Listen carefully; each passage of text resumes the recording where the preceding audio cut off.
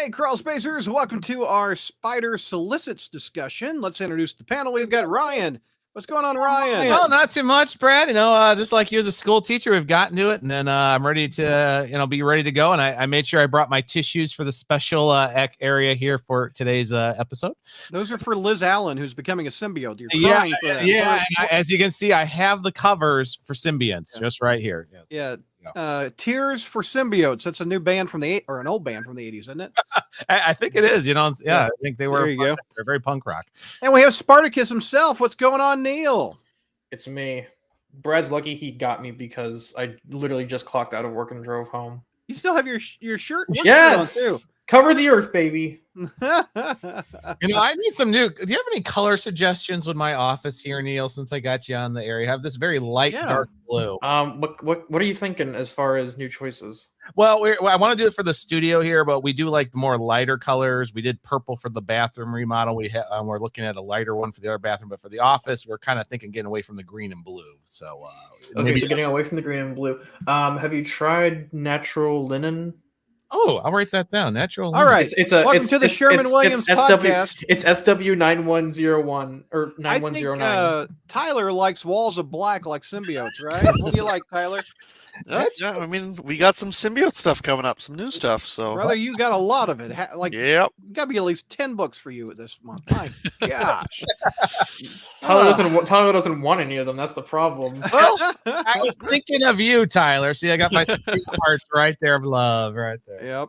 All right, so we're going to discuss books that are coming out in May of 2023.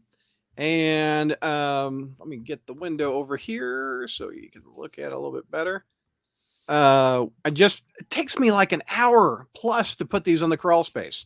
So I'm like, I wish people would discuss it. So we start a new segment.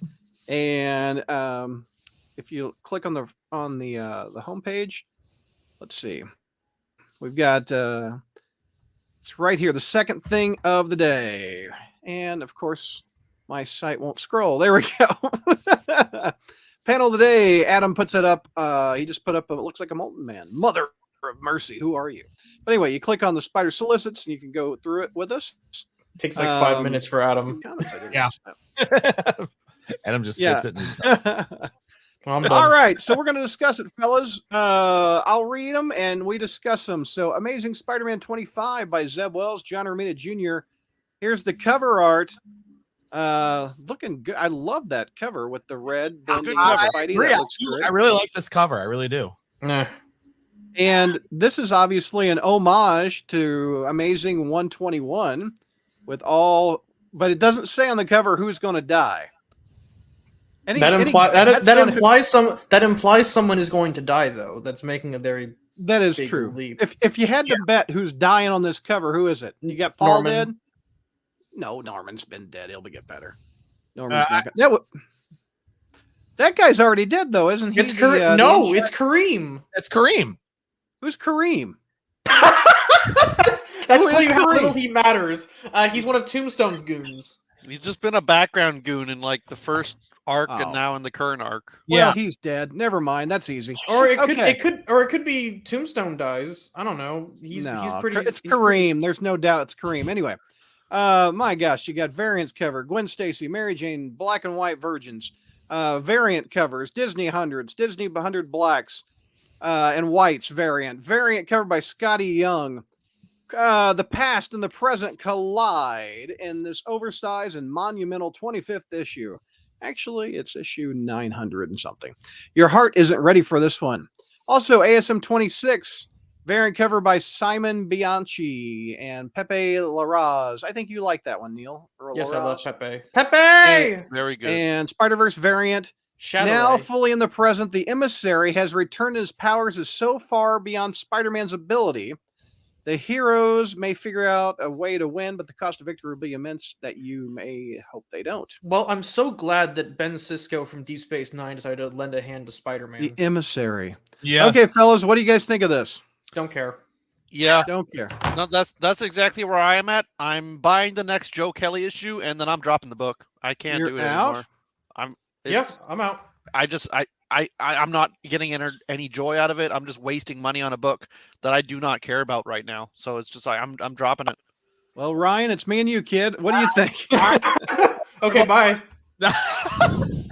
They're gone. Neil and Tyler are gone. First of all, I do really like these covers. These are very nice covers, but at the same time, I said this on the Discord too. We talked about Zeb Wells saying that originally when 900 was coming out, he was going to reveal the mystery box, and then it was pushed, and now next month after the Black Cat issues are over here, and which is hard to believe 3.5 weeks away, that he now needs not 1, not 2, not 3, not 4, but 6 issues, with 2 being double size, as George says, the money grab, to finish the story up. And then the emissary. I thought after having it be in YU, but all of a sudden it's like, oh no, there's the emissary. Like Who's I said, the emissary again?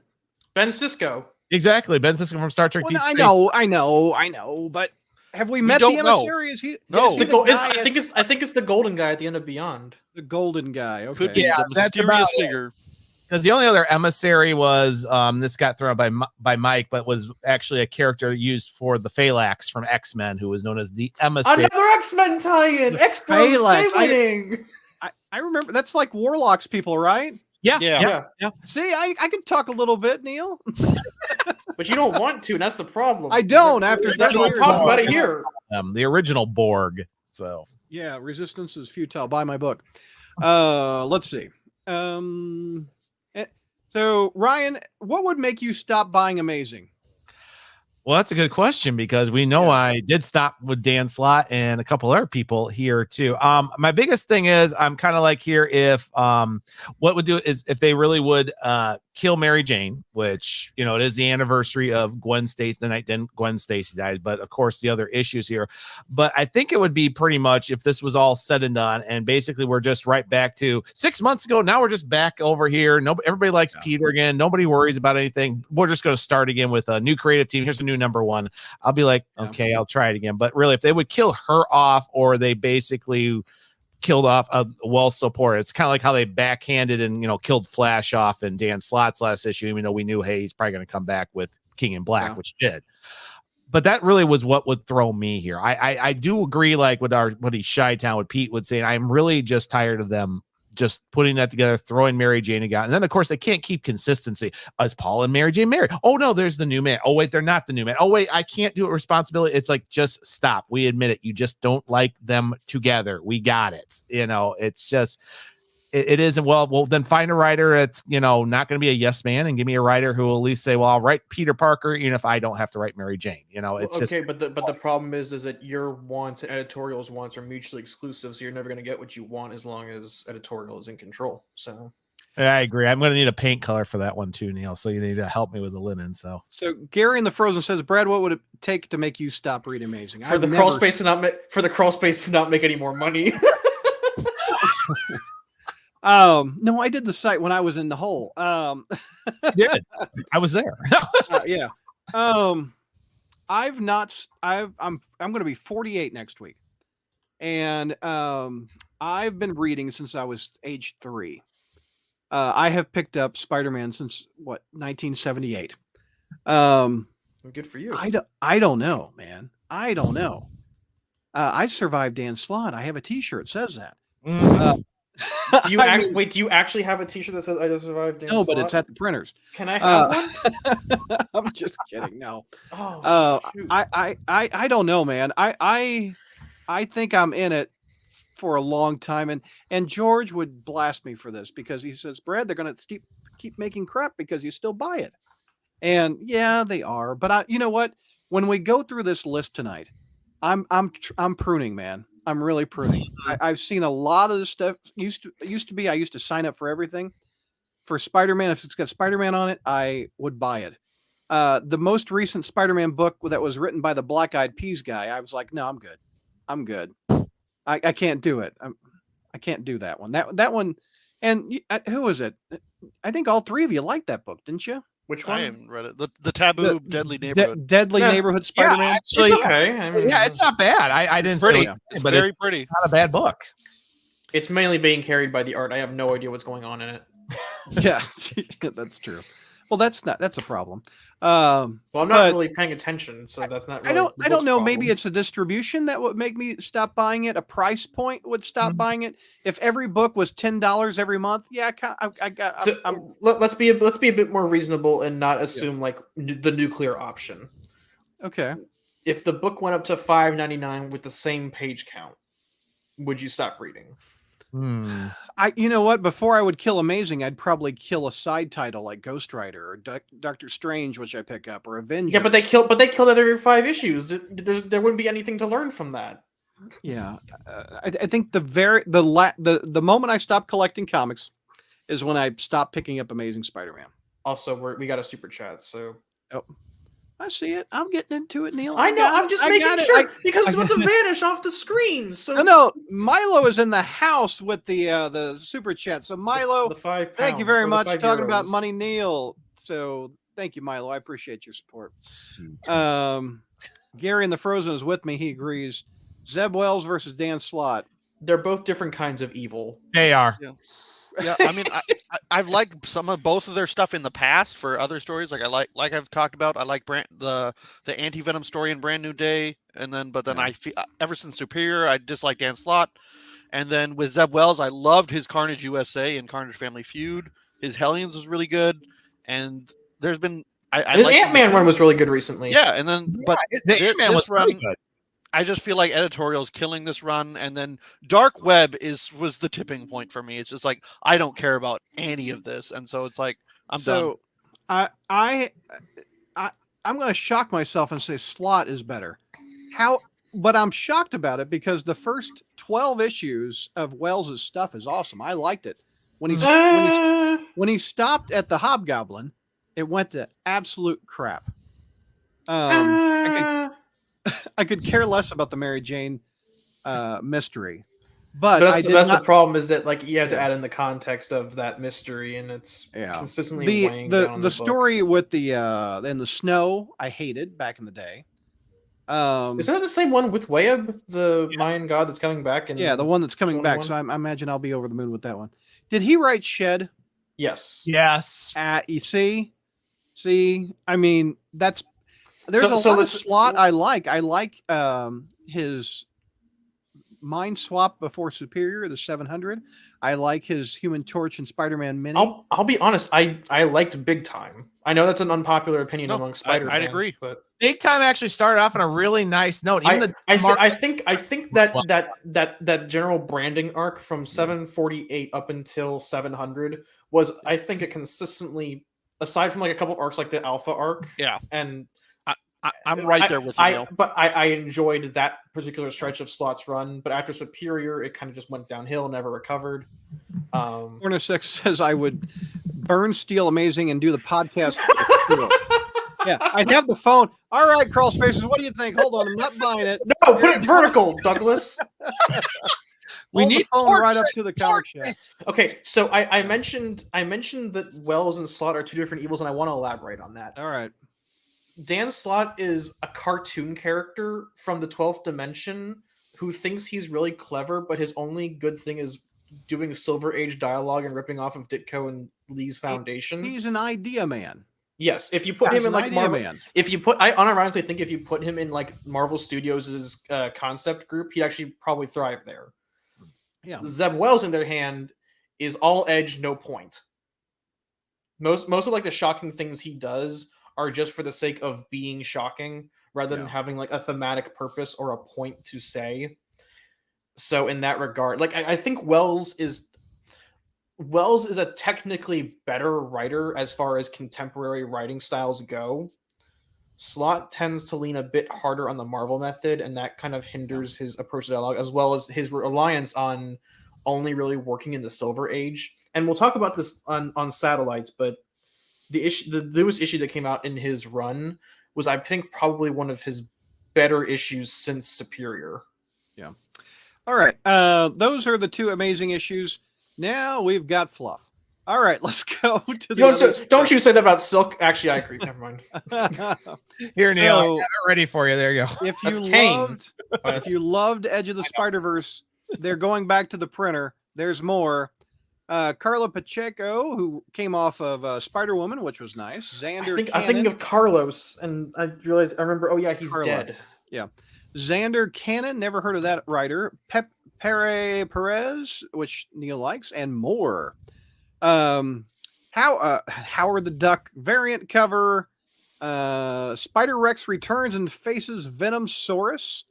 Plus, who is the spider killer? Xander Cannon introduces the world to the scariest Spider-Man character, all caps, ever created. And bringing your favorite breakout characters back, as well as introducing brand new spiders who will blow your mind. So, if you like Spider-Man as a dinosaur... We got the Venom-saurus as merch first, before it was even in the comics. We did. That is true. Yep. So there's the cover for one of them. There is another cover. I'm not sure who this character is in the bottom left. The Miles' sister from that alternate universe. Yeah, that's her. That's her. Okay. What Petra Parker, is that her? The Disney girl? No, that's the princess. I know she's her a real princess, name. but I forget her real name. Kelly would know because she loves her. This is very much in the spirit of Disney princesses, which is that's a cool looking cover. It was a fun story, so I'm excited to see more of that. Yeah. I have to say the story really, the cover and the story, like, yeah, that looks kind of fun, you know. Yeah, she was fun. We were talking about books. I'm backing off on. I'm backing off on that one. I'm good. At $4 times what? $5.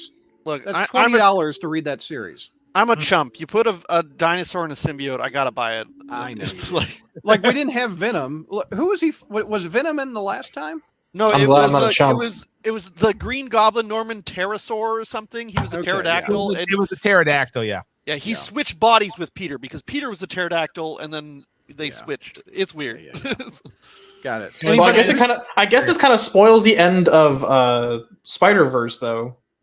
Yeah, because they didn't die or whatever. Because we thought Peter was gonna die. We thought they were all gonna die. Yes, but hang on. Let me elaborate. Marvel assumes their readers have the mental capacity of like an amoeba, so for the average normie in their eyes, they just spoiled the ending for their amoeba audience. Well, you know, the damn book is still going in slot. That's what I'm saying. That's the point. The edge of the end of the Spider-Verse. Yeah, let's start a new one in the middle of the end, okay? Why even advertise it as the end of the Spider-Verse? That's so fun. All right, Neil, here you go. There you go. Nice. Silk's back.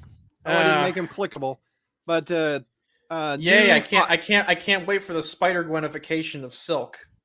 Let's see. Silk. Emily Kim is back writing it. Ig Gura on art. Let's see. Silk swings back into the Spider-Verse. There's something rotten in Los Angeles, and ace detective Cindy Moon is on the case. Wait, that can't be right. In this mind-bending new series, Cindy will face old foes and never-before-seen dangers that will take her to the breaking point. Brought to you by the All-Star. There you go. So, is this a Spider-Verse different version of Cindy? Because she was a reporter, wasn't she? She wasn't a detective.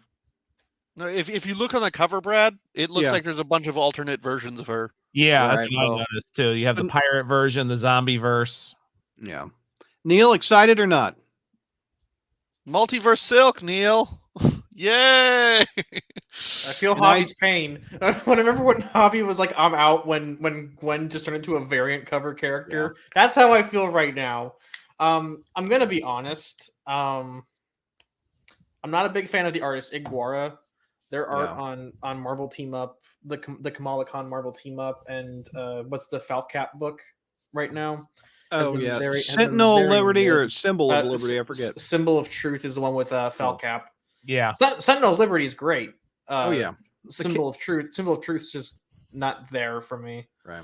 And the art, the inconsistency between RB Silva and Iguara is part of it. Yeah. Oh, Kelly is in chat and gives us the name of this character. It is Princess Petra. Her full name is really long. I call her Spinnerella. Spinnerella, tell me one more time. Crisis on Infinite Silks. Sounds like a bad problem over at Michael's. I don't know. I'm gonna buy the book because I like Silk. I'm unfortunately as big of a sucker for this character as Tyler is for a Venom book. Yeah. But the good thing about me is that I don't have 12 of them to buy. So That's a good point. There you go. Brenton has a good point. I hope we up the Patreon cost for pain and suffering to No. review these books. Oh. Ooh. You It's get our now stuff on a discount. $75 Well, no, hang on, for the- Brenton. I don't see any of that though. Yeah. I have not seen that check. I just wrote a $500 check for this StreamYard thing, so there it goes. I feel that pain. Yeah, no doubt. I paid mine. All right, let's see here. Oh my God, here it is. Spider-Man. Oh, yeah, here we 2099, are. You Dark Genesis, remember- 1 of 5. you guys really wanted more like Steve Orlando written 2099. What's Gosh. wrong with you people? Jesus From the Christ. shadow of Exodus comes the Dark Genesis. Miguel O'Hara, the futuristic Spider-Man 2099, must face a sinister carnage. Oh, Tyler, like never before. As society begins to crumble, Spider-Man 2099 will need all the help he can get. But does the public even want his help? Or do they just want to watch the world burn like the Joker? Steve Orlando from Scarlet Witch continues his journey through the future world of 2099 as time paired with bombastic artist Justin Mason from Spider-Punk. Oh, get ready for the debut of the the art new was heroes. good, Brad. Why are you? That's the No, one good thing man, about no. this. Shut No. up. I I was, remember looking at that in satellites, and I'm like, that is not good art. That's not for me. Get ready for the debut of the new heroes and villains that populate the future. So they're dropping 5 issues all in 1 month at a cost of about $4. 4 times 5 again at $20. Let's take a look at these covers. There you go. There's your Carnage. It looks like Groot with Carnage on him. Well, if you go to the next image that she shows, Oh, that's better. they actually said it's based off the original Venom 2099 concept art, where it was like reptilian. So that's kind of Yeah, cool that they're okay. basing it off of that. Oh, it Yeah, looks like I thought they had Godzilla talked there. about that. Yeah. There you go. That's Do that's they that's have not the a rights to bad cover. Godzilla? Oh, The- look at Punisher. Oh, my Punisher. biggest problem with what I've seen from some of these is that it almost seems to be like the last mini, where some issues will just be about random characters that aren't Yes. Spider-Man 2099, like that. It's like this new Yeah. Punisher 2099. I don't care about that guy. Like, So, I was all in last time with Mr. Orlando, and I was thoroughly disappointed in that miniseries. I thought it was utter crap. Did anybody else like it? I hated it. I I like like the the concept. first issue, the first issue where it was Really? about Spider-Man. That Yes. was nice. It wasn't horrible, but 4 or 5 issues in, it was Yeah. awful. Here's Loki. Here's Winter Soldier. Characters you don't. They're new characters for 2099. You don't care about. And the reason we're selling it is and putting Spider-Man on the cover so we can sell the book. Yep. It was. Tyler, you picking this up? I don't know. I might have to, just because if nobody else is reviewing it, I might for the symbiotes. But I'm passing, man. I'm passing. I Ryan, am you're buying it? Oh, go ahead, Tyler. I'm sorry. I might check out the first 2 issues, but probably not. I mean, outside Daredevil, the new Daredevil 2099, and maybe the Carnage concept, anything else does not interest me. Because, like I said, I got really into it, and I do like the Scarlet Witch series. It's actually pretty good, but it kind of fell flat with a bunch of characters. Like, what was the point of all this? Then we got to the end, and I'm like, really? There was no point to these miniseries. Like, here's the new 2099 characters. Yeah. Please love them. Please clap. And then that was it. I read issue 5. No, I still have issue 5 to wrap it up on my to read pile. That's how little interest I have in the book. Neil, Yeah. any interest in this 2099 sequel? No. I am a little interested to see who the new Venom 2099 is, because it's not Crom Stone, I believe his name is. No, and I think it has Okay. something to do with similar to what they're doing in the main Venom series with Dylan Brock. So this is kind of like that next So, level of what he is. It looks like they're, instead of releasing it 1 a month, they're even telling you what book it has in it. So this Spider-Man will probably appear in one panel and say, hey, let's talk to Blade 2099 in issue 2. He's Jump the zombie hunter. Issue 3 will be the Punisher Punisher, 2099. Issue 4 is... Daredevil 2099. Where do you see Daredevil? Down. Oh, yeah, right there. Daredevil 2099. And then in issue 5, they probably all come together. Spider-Man, Venom, Daredevil, Blade, Punisher, Moon Knight 29, Spider-Woman, and Ghost Rider 2099. And they face Halloween Jack. I remember that character from X-Men 2099 Yep, back in yep. the 90s. Cool And character. Carnage 2099 and his Hive army. But death will fall on both sides. So, Why is that a question? but death will fall on both sides? You got to say it like that. But death will fall on both sides? Is The it heroes plush? and the villains shall fall, but not all of them. Yeah. Just some. Vinkman says Neil just doesn't give a damn anymore. I don't. he It doesn't. really doesn't. So if you're keeping score, Neil is picking up Silk, and that's it. Of the list that we've gone through so far, I'm picking up ASM, and that's it so far. I'm passing on Silk, the Spider-Verse, and the 2099. It seems like just fluff, and I don't really want it. Carnage reigns Alpha Tyler. Not bad.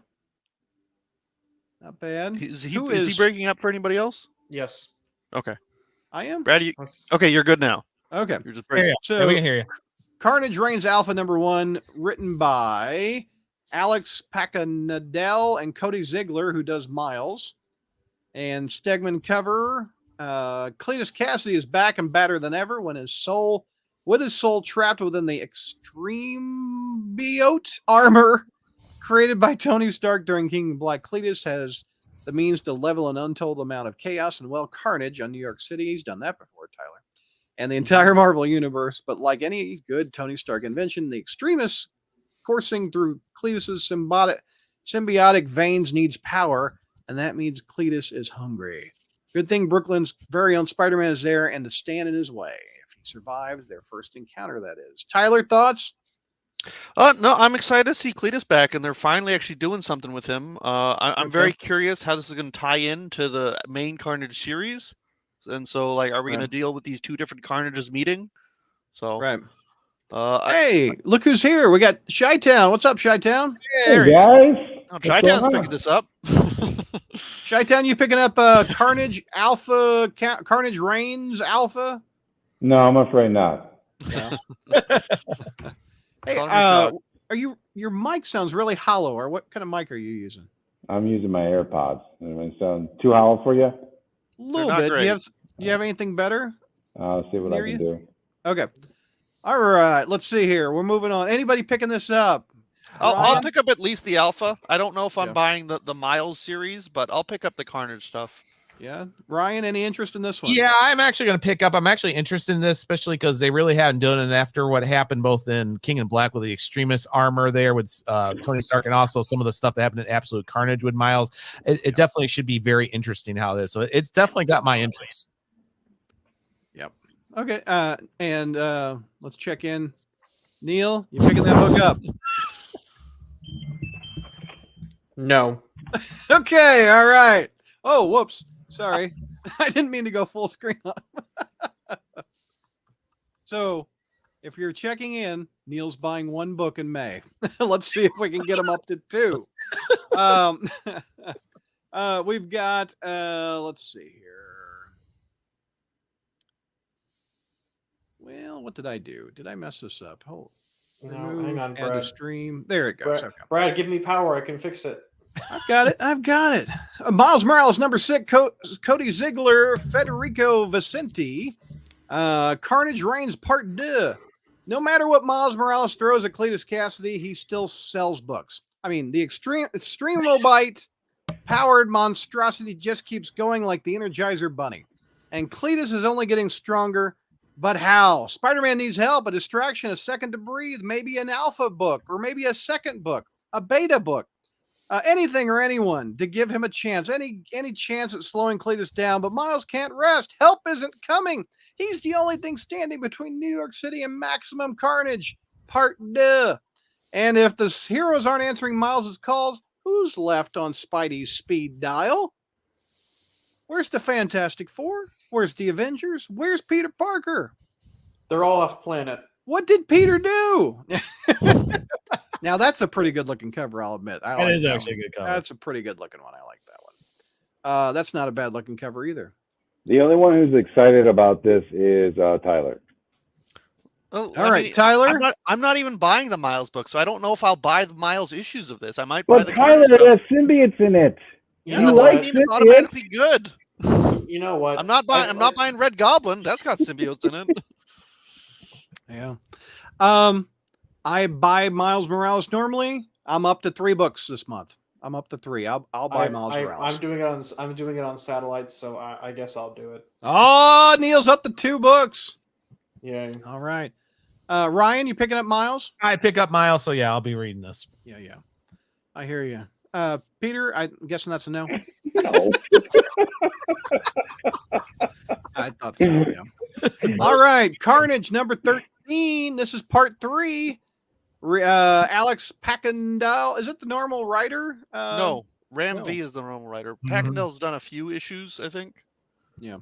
Francisco Manna on art. Part 3. Returning to and fortifying his underground stronghold from the days of absolute carnage, Cletus sets his sight on either greater and gorier heights as Extremis demands blood. Tyler, why do you get all the good artists for your mid books? Oh yeah, like Brian Hitch, right? You're getting Francesco Manna and Andres Gold. I'm getting quite the upgrade for Venom. Yeah. Yes, You quite are.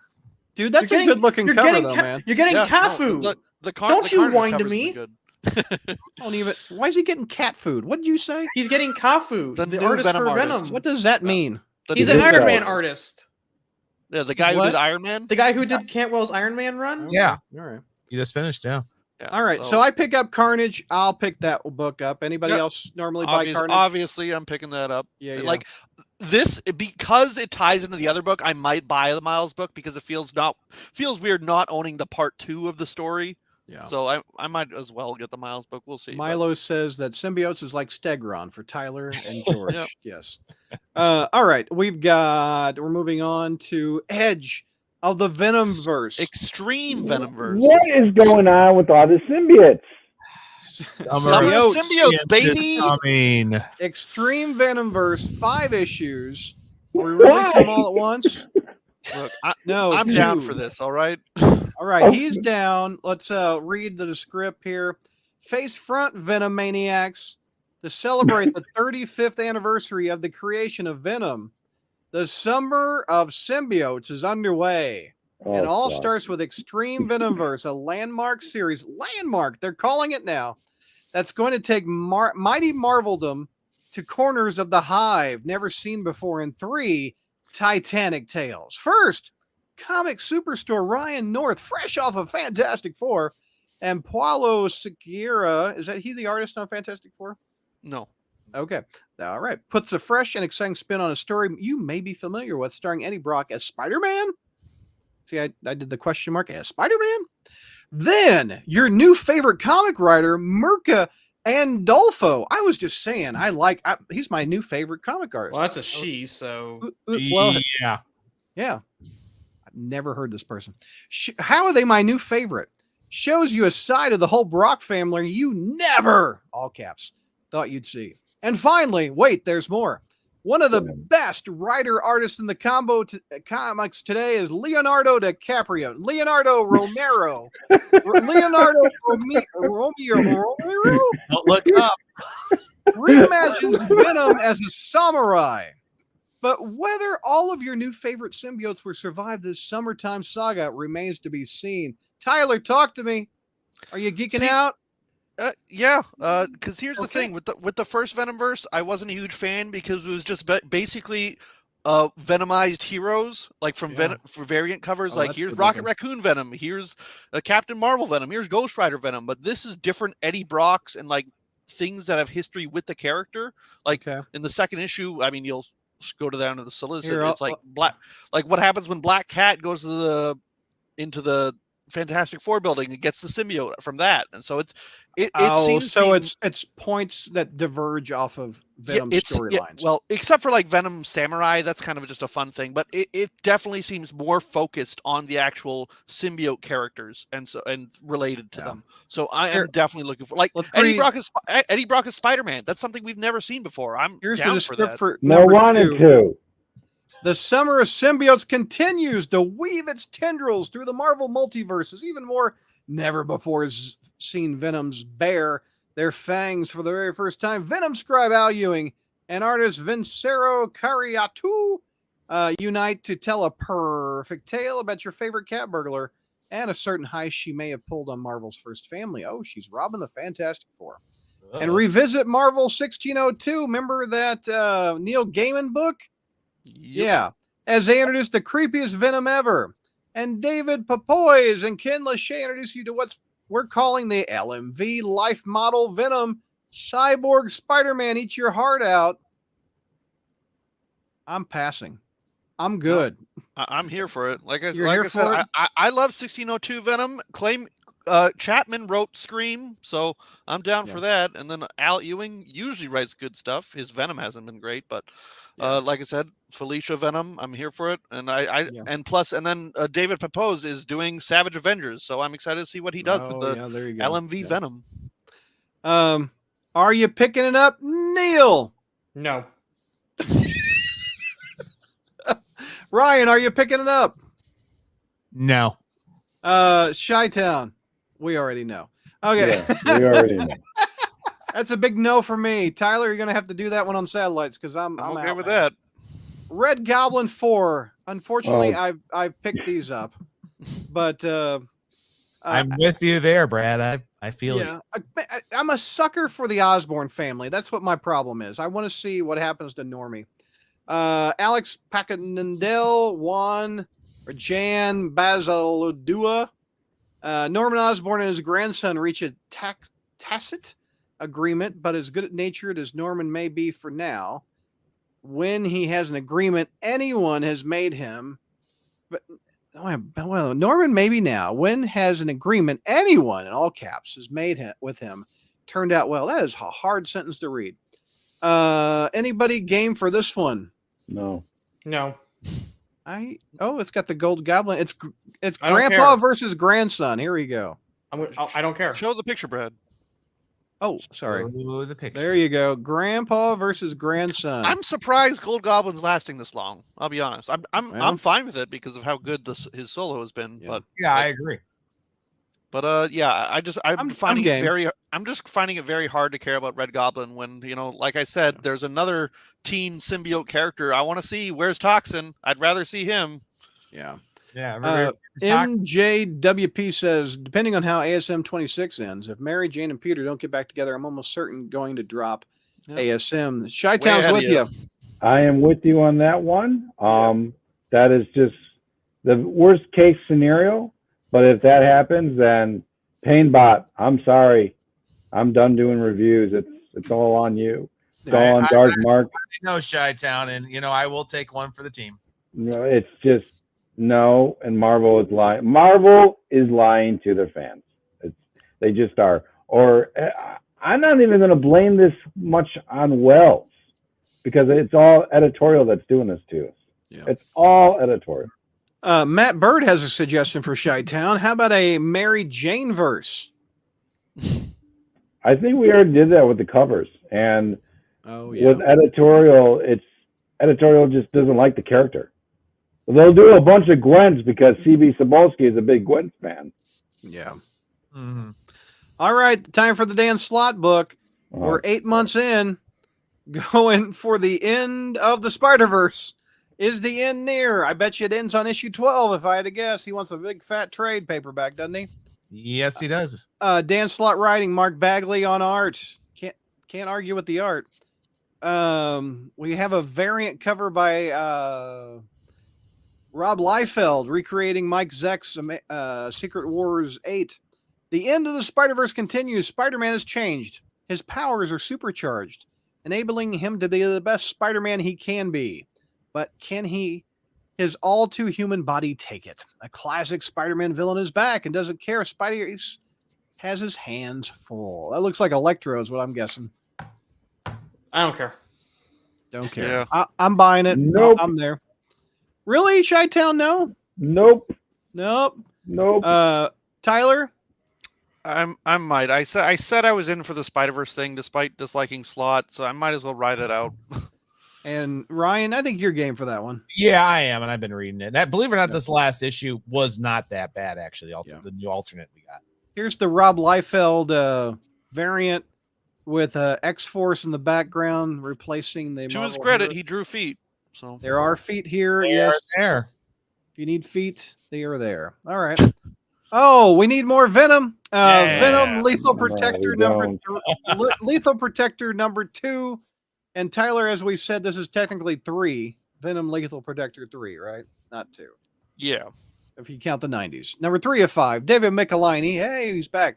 Farid Karami. Venom has joined International Super Spy Silver Sable's Wild Pack. But to stop planet-killing tech from falling in the wrong hands, they'll have to play by Nick Fury and S.H.I.E.L.D.'s rules. But when New York City falls under attack, Venom may be S.H.I.E.L.D.'s only hope. And there's a new player in the game. Dr. Doom has his own plans for the tech and for Venom. I'm game. Yeah, look, that cover is gorgeous. I'm game for that. You know what? I'll bite. I like the classic 90s Venom. Yeah, this is Your just game, fun Neil, on stuff. that? Yeah, I'm surprised to hear Neil say that. Nice. I liked the first Lethal Protector mini. I did too. Okay. I did too. Yeah, but I think it's not only is it fun classic 90s Venom in the era he's supposed to be in, looking at you, Dark Web, but then also it's the fact that this is Venom doing things we haven't seen. We've never really seen Venom interact with Dr. Doom that much, or S.H.I.E.L.D.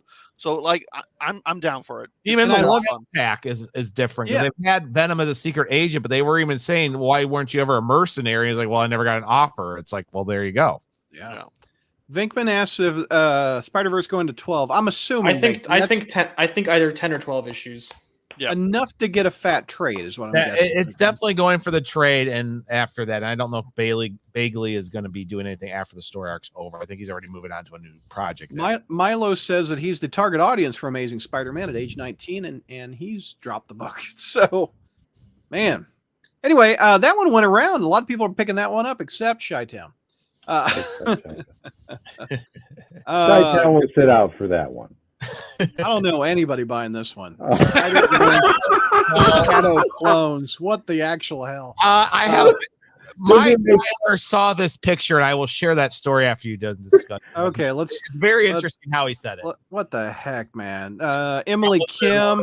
Emily Kim is a Silk writer, right, Neil? Like, yep. Okay. Who created the clones?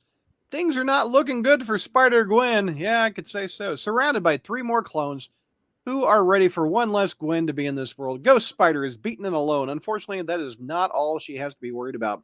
Someone lurks in the shadows as the mastermind behind the clones is revealed. Could it be the Jackal Gwen? No, it's C.B. Cebulski. Okay, you gonna pick this one up, Ryan? No, but my son Tyler's reaction was, I thought guys liked boobs, not butts. Why she got such a big butt on this cover? Was his response. Man, it's 2020. It's 2023, man. That's a butts are in. China can be a mommy, okay? Rhinos have a thick skin. You know what I'm saying? All right. I mean, anyway, someone needs to make a meme out of that image and be like, rough. It's Who's like, the poor soul who's reviewing that on satellites? Does it make you horny, baby? Do I? Oh my god! Jeez. It's right there on your head. I'm not picking that up. I'm good. No, I'm good. So who's the sucker who's got to review that book? Hobby. We may skip that one because we can't get anybody to buy it. Yeah, I'm passing on that one. All right, Tyler, here's your book. More books. Who is that on the cover with Venom? Who is that? That is a character I've never heard of called Flexo. Yeah, he's a new character. Oh, He's not a new character. He isn't? Spider. No. True Look him up in the Enlightenment. I'll look that up. I don't know that guy. Battered, beaten, and brutalized across nearly all space and time. Well, yeah, no, I've had days like that. Eddie's grit, determination, and faith have wavered at times, but never broken. Whatever. He was about to commit suicide in the church. Yes, he's been broken. What? Come on. Eddie's been broken. Here, Eddie reaches true enlightenment, and you Venomaniacs, aka Tyler, will meet his most powerful form yet. What is his most powerful form yet? I assume it's to do with the 7th Eddie Brock we haven't seen yet. 7th? Wait, what happened? There is a 7th, yeah. There's more than one Eddie Brock? It's future version. There's a bunch of future versions of himself. Don't worry about it. It's Splinter, but don't worry about that, Shy. No. No, Yeah, I'm not- I just looked up and now it is coming back to me. I know who this character is. I love When it. did he first appear? 1940. Yeah, apparently. Excuse me? He is a leftover missed that one. character, and believe it or not, they had a picture of him with the head. He was a little bit more grunty. He's like anything like Flexo can stretch all arms and bend the steel. I shall fight the Axis powers. And now that reminds me of the 1990s Venom. Absolutely. Oh, And man. then yeah, I guess they brought him back for Marvel Zombies. So yeah, he was now part he's of in armor. Venom. Yeah, I just looked it up, Oh. so now it's all coming back to me. Yeah.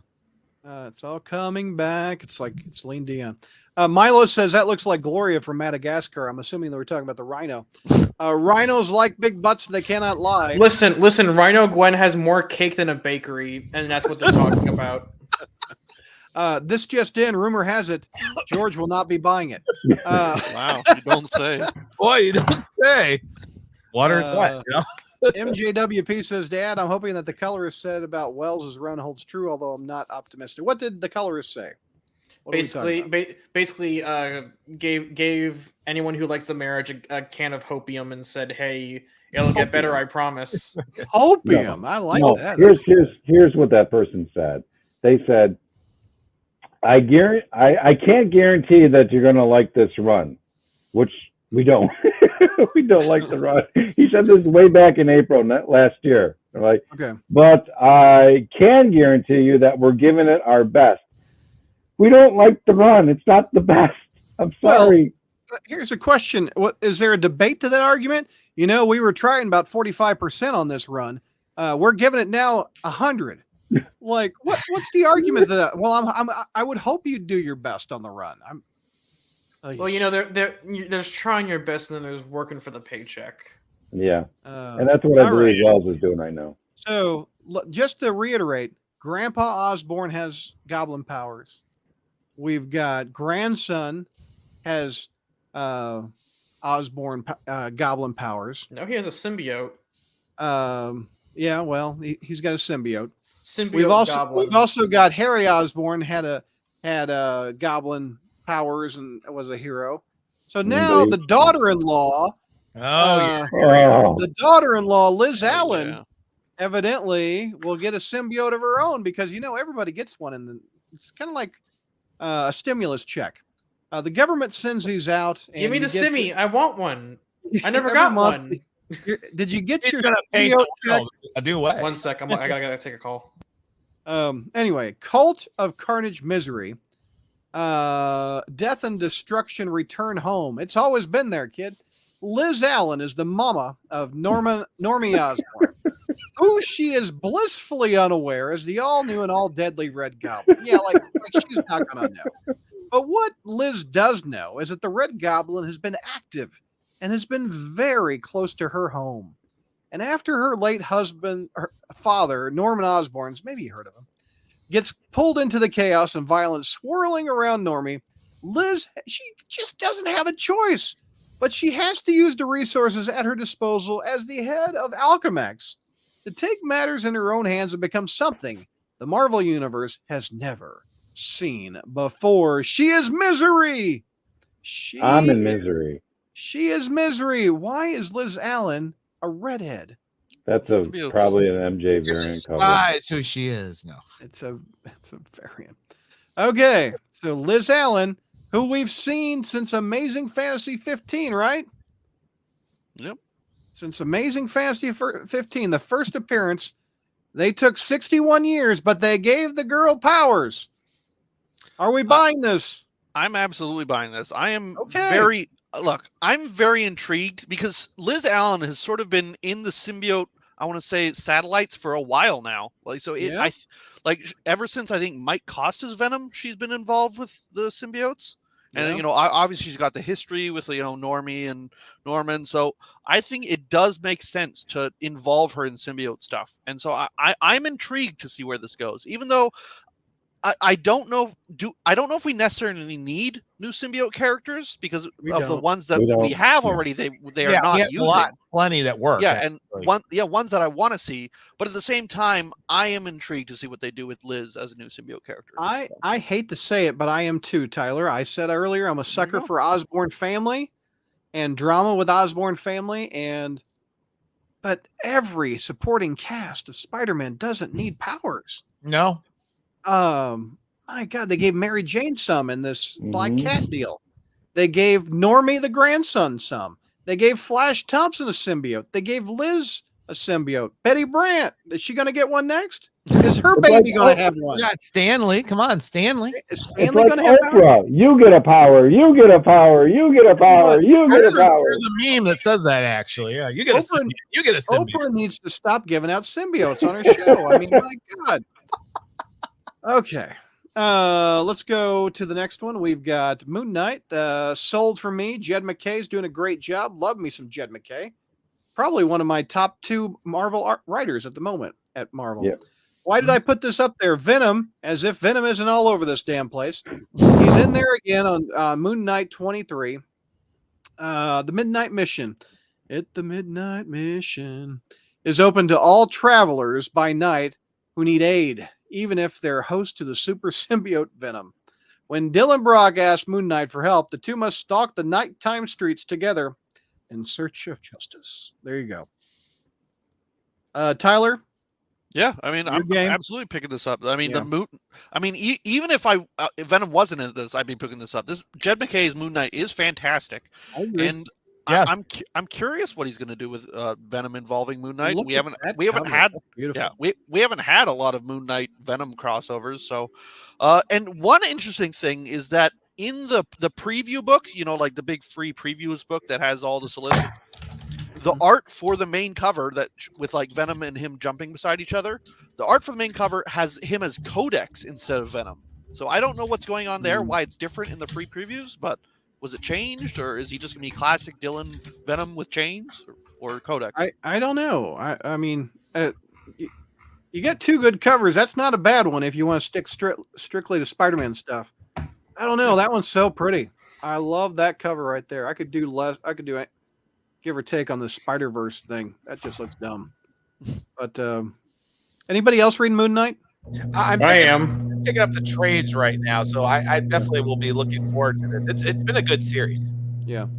Neil, you're liking Moon Knight, aren't you? I'm loving Moon Knight. I just don't really get a chance to talk about it, but it's one of my favorite books right now.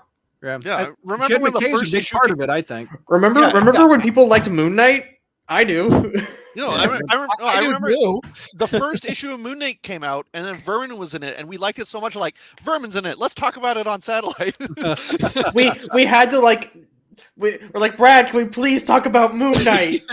And I hate Vermin, but it was not bad. Shy-Town, you reading it by chance?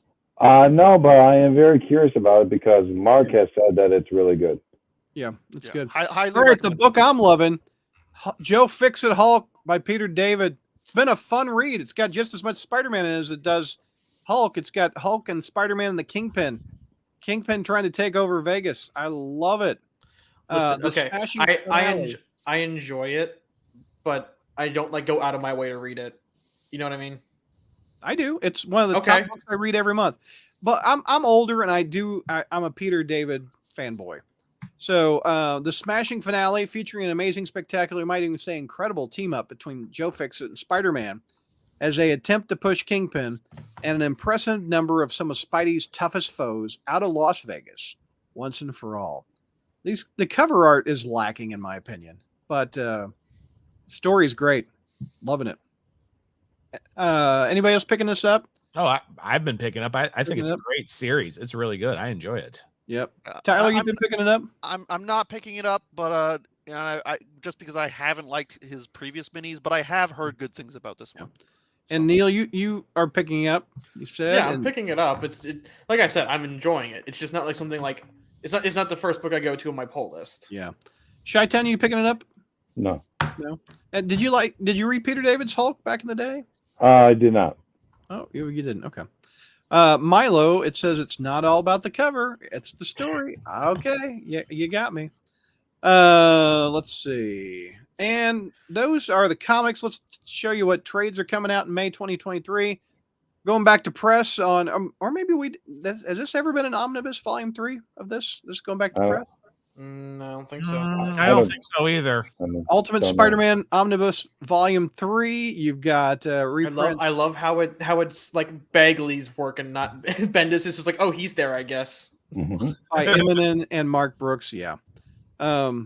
This has I think that's issue 100 of Ultimate. That's spoiler. That's Gwen Stacy. Mhm. What do you think of that, Tyler? What do you think of Gwen Stacy's Venom? I mean, or Carnage? I mean, I don't really care about the Ultimate Universe that much, Yeah. so it's hard for me to have an opinion on it. And then there's Moon Knight there. Issue 72 to 111 and annuals 1 and 2. I enjoyed it when it came out. That's a 1,000-page book for $125. You got a bunch of variants.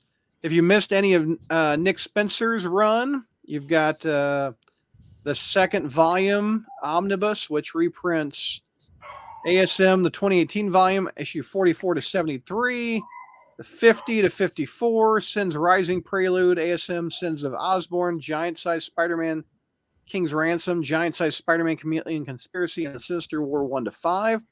1,336 pages, clocking in at $150 for this book. That's a Okay. thick So omnibus. here's a hot take I have, that Spencer's run actually reads worse collected. Really? I think so. At least that second half. The first half on its own, like that those first 43 issues with not including Hunted and like Full Circle, those read fine collected, but the whole run together, reading it issue 1 to 74. Yeah. Well, this It's is the not volume good 2. This is book. 44. No, I to know. 74. That's what I'm saying. Like his entire run read together reads a lot worse than it does. Here's a question for you, Neil, and I know you like to crunch numbers. Is it cheaper to buy $4 and $5 issues or buy $150 at one point? I think it's cheaper to buy it here. I believe it is cheaper to buy 100 to buy in. Yeah, I think it is too. Let's see. We've also got Marvel Masterworks is going back to print. We've got Volume 2. Can't go wrong with that. By popular demand, it's coming back to print. ASM Volume 1. I am blowing up. Mohammed is sending me texts that we missed Hallows Eve. How could we have missed Hallows Eve? Not Thanks, Your favorite Mohammed. character. Everyone's favorite new breakout character, Hallows All right. Eve. Here, there's the Hallows Eve cover. We missed Hallows Eve. Thank you, Mohammed. How hold could we? on. And nothing of value is lost. Do we have the script, Mohammed, of Hallows Eve? Let's see. Things happen. The book. Things happen. She's still. And Spider-Man finally actually fights her. There you go. Yeah. All right. So we're back to the trades. Gold Goblin trade paperback collects issue 1 to 5. The Lost Hunt is coming out. Collects issues 1 to 5 of that many. I'm digging that so far. That's a great series. Interesting collection here. Humberto Ramos on art on the cover, called Spidey, which they're using the Spidey and the Super Stories logo from the 70s right here, which is nice. This collects Spidey number 1 to 12 and Spider-Man Master Plan. I read this. It wasn't bad. I like Nick Bradshaw did art on that. I think he was robbed by not having the cover. But not a bad read. I thought it was just Stockman.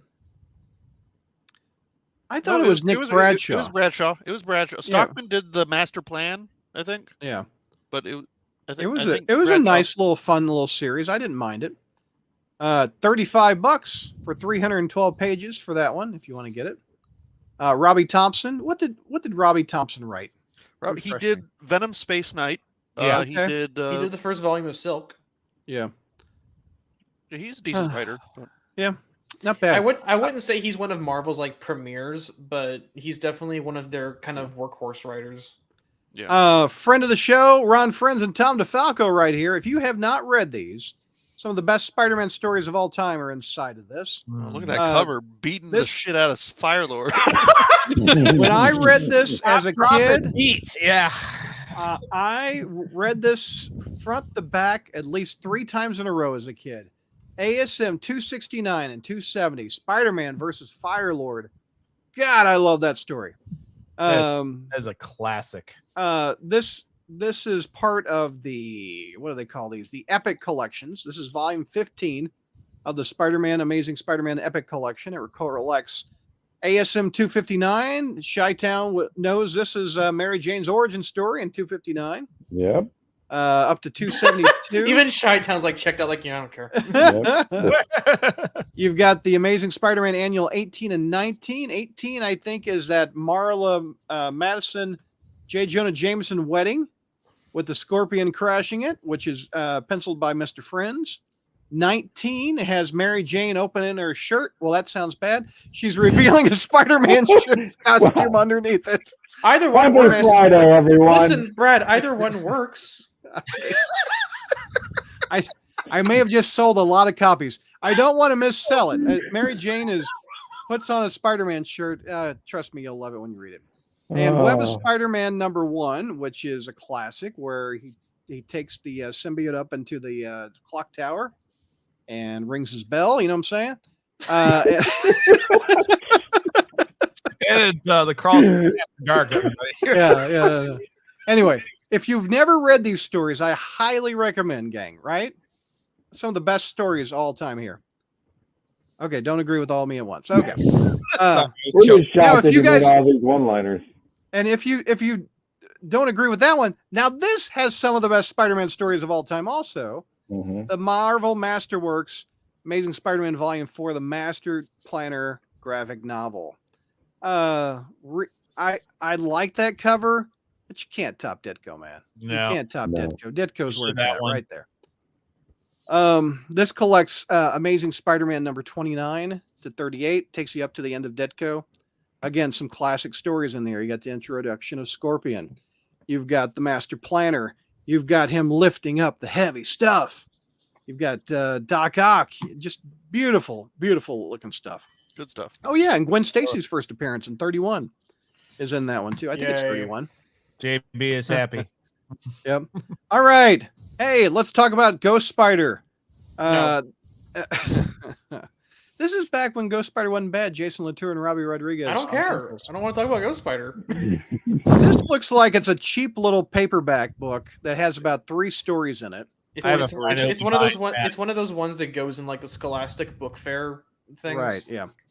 So this one has Edge of the Spider-Verse #2, which is her first appearance. You got Spider-Gwen #5, and you got Spider-Gwen 1 to 2 and 13. And very similar format of Spider-Woman, probably to tie it into the new movie coming out, if I had to guess. You've got her first appearance in Spider-Woman #1. And number 20 is where she teamed up with Spider-Man, I remember. And Team Up 97 is where I think she teams up with the Hulk. I think Spidey was out of it that issue. I could be wrong. And Avengers Assemble number 18 and 19 are in that book. So that's That's the in one Bucks. where she trains Anya, right? That's Kelly Sue DeConnick's. Is she? Yes, I think. I think so. Does it have Conic? Yep, right there. Yep, Yep, that's it. those are good. So, Milo wants to know why you hate Ghost Spider. Oh, okay. It's less that I hate Ghost Spider and more that I hate what she turned into. What did she turn into? Well, she kind of turned into a marketing character. Yeah, I'll give you that. Not just in the let's make a variant cover for every Gwen knockoff we have, but more so that like, and this is kind of dumb because it's a show for 4-year-olds, but like how she has like a starring role alongside Peter and Miles, and like I said, it's for little babies, and it's really petty to get mad about a show made for literal 4-year-olds. Yeah, but she's mostly just there for marketing purposes to sell toys. I agree. I mean, she died 50 years ago, and she wasn't that good a character to begin with. So, but they did something interesting with her in those first few appearances. It's a what-if story. I mean, Spider-Girl was a what-if, and she was a successful character, and I enjoyed her. That's true, but to me, it always felt like Spider-Gwen was pushed artificially because they got that dopamine hit from Edge of Spider-Verse #2. Right. And they were like, we got to keep the sales going as long as possible. But you got to admit, her costume looks beautiful. It's a no, beautiful yeah, it's perfect. It's looking perfect. It's design. perfect for cosplaying. Yeah, beautiful costume. Any thoughts on May? If you guys are game, we could do April. We never did April. We can go through the April stuff if you want. I cannot. I gotta go. No, yeah, I gotta go. All right. Neil and Ryan, you want to hang out? Or are you good? I just said I gotta go. Oh, Neil. You just all right, made I'll the do it by background, Neil, myself. okay? Any final thoughts on the whole group except me? Chi-Town. All right. So my final thought Yeah. on the worst case scenario happening for Amazing. Yeah. Guys, expect the disappointment that's going to happen. They're not getting married. Editorial is I was at C2E2. I'm not going to be there this year. And CB Cebulski said, it's not relatable. And I have a question for the panel. Ryan, if Peter Parker was married to Mary Jane, would Spider-Man still be relatable? He'd still be relatable to me? Tyler, same question. Yeah, I mean, considering I grew up with the '90s cartoon where he asked MJ to marry him, yeah. Brad, I was same so question. young. Dude, he climbs walls. I can't relate to that crap. I'm out. Neil, same question. Don't you dare. It makes him relatable, but doesn't mean his book is good. So it's relatable. There's no logic to CB Cebulski's answer. There's nothing. Could you put the mic any further in your mouth? That's a whole different show. All right. Good night, ladies and gentlemen. On that note, all right. Here, real quick, we got Matt saying hello as everybody says goodbye. I'm not leaving, Matt. I'll stay with you and do April, baby. We got Milo. Thank you again for the super chat, my man. You go to bed. It's 2 a.m. over there. Yeah, wow. Hornacek says, I'm glad Chi-Town jumped onto the episode so we could hear him say no to picking up every damn issue Brad mentioned. I am here for you, Hornacek. Tevia says, hi.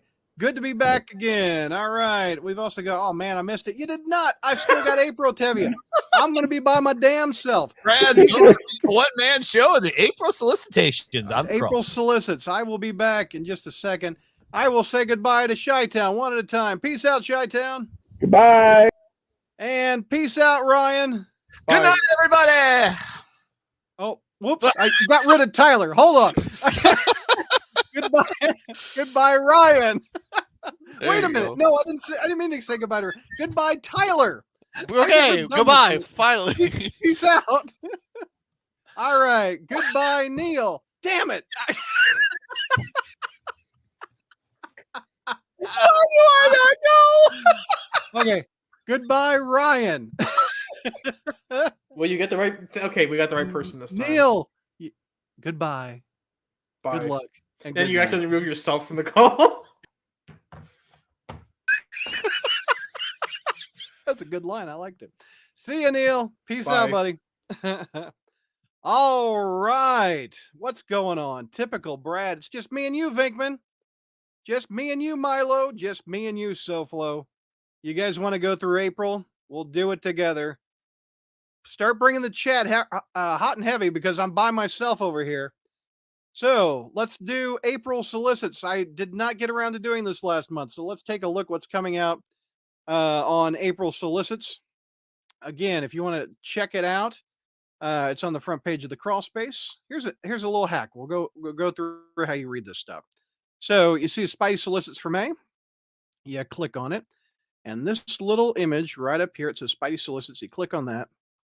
And all of them are categorized. So you can go down to April right here. And you click on that. And we are going to read through these.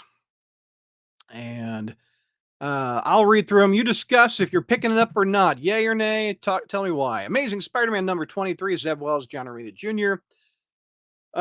What did Peter do? We open this series with a question. The centerpiece of the answer is a flat-out fight. Well, is that going to make you spend the money? That John Romita cover is very beautiful. I think it's an homage of Amazing Spider-Man number 1, where he's up against the glass and the Fantastic Four are around him. I think it's a nice little homage there. Do without that Chris Bachalo art on the variant. I'm not going to pick that up. If you've ever wondered what Goofy looks like as Spider-Man, you have your chance. Why would you pick that cover up when you have a beautiful John Romita Jr. art on there? Or you could get it even uglier in black and white. We've also got Amazing Spider-Man 24 here. Witness What brought Peter and Norman Osborn together? Your opinion of who the hero is and who the villain is may end up at least blurred. Again, good looking cover. Norman Osborn working on a mech Spidey suit with a giant spider behind him. And I think those are called Alex Ross Timeless covers. There's the Vulture right there. And I think that's Stegman. Does it say Stegman down here? No, Gerardo Sandoval, who did some Venom work. That's a good looking cover right there. Still gonna go with ASM 24 John Romita style. All right, chat. Let's see. What are you talking about? Tevia, ASM has been a train wreck. For you, Brett, I'll stay till April. Well, thank you, bro. SoFlo is picking it up. Yes. MJW, basically it's stories we should have gotten right at the beginning of the year. You are the kingpin of the crawl space. Thank you very much. Tevia said, let's see. Amazing Spider-Man has just been so bad, and frankly, I'm tired of what did Peter Parker do. Also, I miss Peter Parker and Mary J being married. Hornacek, what brought Peter and Norman together? Because Marvel thinks that the pair that the readers are interested in, those two instead of Peter and Jane. You're in the Frozen. Is it true, Brad, that you've only met George in person out of all the staff? That is true. I've only met George in person. The rest have all been on the phone, on the video. So that's true. I have met a few Crawl Space fans out at conventions, which is nice. That was cool. I went to a Chicago Comic-Con. A couple of people came up and recognized me from the show. But some Crawl Spacers out there that I've met. It's also funny. People recognize my voice sometimes. So I think that's kind of cool. Brad, I think ASM 23 reminds me of Amazing Spider-Man by McFarlane. 25 as well as number 1. Okay. Where is the Rec Rap miniseries? Hornacek, you know it's coming. There's no doubt in my mind that thing is coming. Prepare yourself. Yes, SoFlo, I agree. John Romita Jr. art is great. JR would never leave his basement. That's why I've never met. I would love to meet JR in person. That'd be great. Okay. That is your Amazing Spider-Man. Spider-Gwen Shadow Clones, number 2 of 5. Emily Kim, who writes the Silk miniseries often. Enter Sandgwen. You see what they did with the Metallica reference. Spider-Gwen meets the next clone version of herself, and this time it's a combination of her and Sandman. What do these clones want with her, though? Luckily, with the help of Reed Richards, Gwen is about to get some answers. So let's take a look at the covers here. You've got Craven Gwen, Sand Gwen, Vulture Gwen, Doc Ock Gwen, Rhino Gwen, and regular Spider Gwen. And there is Sand Gwen, which is a Greg Land homage to one of his covers from Spider Gwen. Anybody picking that book up? Gary in the Frozen says, I've been listening to the older archives of the podcast. When was Chi-Town first on? You would have to ask him. I do not remember. I think he's been with us for like 5+ years, if not more. But you'd have to go back and listen to that. Why do we need another Clone Saga? But for Spider-Gwen, who wants this terrible idea for Spider-Gwen? MJW is not picking that one up. Not even touching it with a gloved hand, says Milo. Tevia is done with clones. Marvel doesn't seem to be, though. Marvel loves their clones and they love their symbiotes. As long as they you guys buy them, there'll be more. Venom, Lethal Protector 2, number 2 of 5, David Michelini. Enjoy his work. Let's look at the description. Venom goes wild. Venom and International Super Spy Silver Sable have formed an unsteady alliance to stop a doomsday weapon from falling into the worst hands, or the wrong hands, but they're not the only players in the game. Nick Fury and S.H.I.E.L.D. are recruiting. Why does Dr. Doom have his eye on the prize? And what does he want from the Venom symbiote? Let's take a look at these covers. Good looking cover right there. Love that one. Which one would you buy? That one or that one? I think I'm going with the first one. I think that looks good. That's a buy on my end. I'll pick that one up. SoFlo, you're not interested in that Vinny. It's the Italian Venom. Vinny Venom. Yes. No.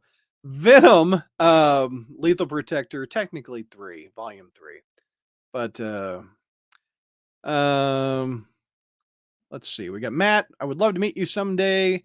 Brad, oh, and I hope your upcoming birthday is amazing, sir. Thank you. It's February 22nd. I am going to turn 48, which is next Wednesday.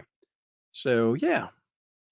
Let's see. Man, you guys are doing the comments right. Thank you. I'm not by myself over here. Tevia, well, I can't pop them up fast enough. Honestly, it sets in the past, so it could be interesting, especially if you like Venom in the 90s. It's Tevia. First one was what as well? Yep, Milo. The other one is a 1 in 25 incentive, so I'm not going to pick that one up. Gary and the Frozen, what is the biggest challenge with the podcast over the years? Coordinating people, organizing time, editing, paying bills for the website. Bunch of that stuff over the years. The popularity of the bandwidth, paying for more bandwidth when people come in. I think I put up a post in the beginning of the year. I had nearly 3 million people visit the website in 2022. That's a lot of people. So putting up with the duty of that over the years has been a challenge. SoFlo, I like Silver Sable also, as long as it's good as Spider-Man's last or Lost Hunt. I agree. That's been a good one. You look 21 to me. Mwah, thank you, Milo. I'm not 21. I am going to be 48. Going to pick it up.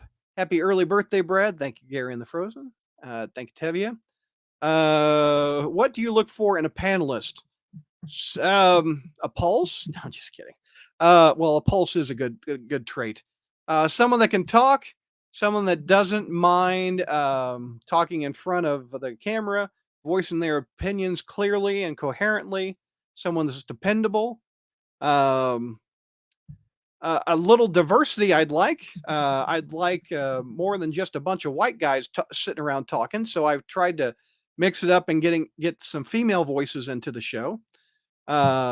That's what I would look for a future panelist, Gary and the Frozen. SoFlo, I would buy that issue. Vinny Venom, huh? He's oh, Trust Obey. Your birthday is February 23rd. Happy early birthday to you too, sir. Milo, happy early birthday, Brad. You made my birthday on the 31st of August with the Tom DeFalco podcast. Thank you.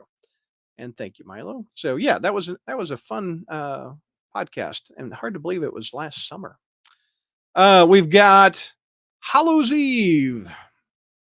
Let's see here. Hallows Eve, number 2 of 5. Like most of her life, every step forward for Hallows Eve leads to 5 steps back. Her mystical mask give her abilities like you've never seen, but power on this level attracts all kinds of people hunting it down. Don't miss the coolest new character in comics in the book that will shock you and keep you guessing. Is that Werewolf by Night? I didn't make it clickable. It actually looks like a werewolf with like a cop's uniform with a badge there. What Spidey stuff are you asking for your birthday? I don't know, man. I don't really have any Spider-Man stuff that I don't have that I'm asking for. Usually if I see something, I like to pick it up. There's a metal Spider-Man lunchbox out there. I don't know if you guys have seen that. You see that one right there? The company that made that, which is, you can see it's Secret Wars. They put out a McFarlane ASM 300. I might pick that one up. I think that one looks pretty good. That might be my next Spidey purchase. All right, continuing to the solicits for April. Red Goblin number 3. There's the cover for that. Not a bad looking cover. And you've also got this Alex Ross Timeless cover of the Sandman. Beautiful looking cover there. It runs in the family. Norman Osborn has been targeted by a resurgent and terrifying Goblin King for the precious Goblin formula running through his veins, but why? And with the emboldened remnants of the Goblin Nation at the Undead King's command, will Normie Osborn be able to save his grandfather, or will the Red Goblin be the new King's latest victim? Again, I said this earlier in the show, I'm a sucker for Osborn family drama. You got the grandson with a symbiote. I got to read it. I'm down for it. Red Goblin 3. Let's see. Mary Jane and Black Cat Mini wrapping up the Dark Web. I love Jed McKay. Um, I'm not the craziest about this series. I think he's kind of trapped to do. I think he's limited with what he can do. I'm not a big fan of her jackpot powers with her little Apple Watch here. Yeah, that doesn't ring true to me. But anyway, your new favorite comic book reaches the climactic conclusion of its first arc. Now that tells you that they probably sold well and they're coming back for more. What secrets will be revealed, and will Felicia and Mary Jane's relationship ever recover once they are? I'm buying it. I'm down. I love Mary Jane. I love Black Cat. It's a natural. However, that superpower with her Apple Watch is just kind of weird. Okay, chats. Behind the Secret Wars lunchbox, is that a box of Spider-Man cereal? Yes, it is. Unopened box of Spider-Man cereal from the 90s. Got it on eBay for a really good deal. Someone, when I bought it, I think in chat, they said I should open it up and eat it live on the live stream. I'm good. I don't want to decrease the value of my own open box of cereal and torture my bowels with that. But if you look at that, that's Sal Buscema art right there on the cover of it. Love that. Love that. Glad I picked that up. Comments, where are we? When's the next Spider History? How far in advance do you and JR plan the day to do it? The next Spider History is coming out before the end of the month. JR and I have already recorded February and March. I just need to edit the audio file. So we've got March and February recorded. They're up on the YouTube channel. I haven't taken them down. I thought you could watch them if you want to watch the video aspect of it. Those are up there. They're not edited with audio yet, but you can watch them. Shouldn't Black Cat and Mary Jane be over the terrible Dark Web series? Well, it looks like there's no labeling on here that says it's Dark Web anymore. It's probably they're just out of it and they want something to wrap them up and set them up for the next series. If I had to guess, if my magic 8-ball tells me, they're setting up the next book with that one. Hornacek. Is Dark Web still happening in Mary Jane 5, even though the event ended months earlier? Probably not. Probably not. Michael says that series has been dead boring. Will you ever do a room tour? Bruce has been after me to do a room tour. The thing about my room tour, it's a lot of comic boxes. I've seen a lot of these guys that I've had on the show that do the room tours. Mine are a lot of just these white boxes. I've just got more comic books than anything. I kind of took stuff that's not comic book related. I kind of put it over my shoulder there so you guys can kind of see some stuff.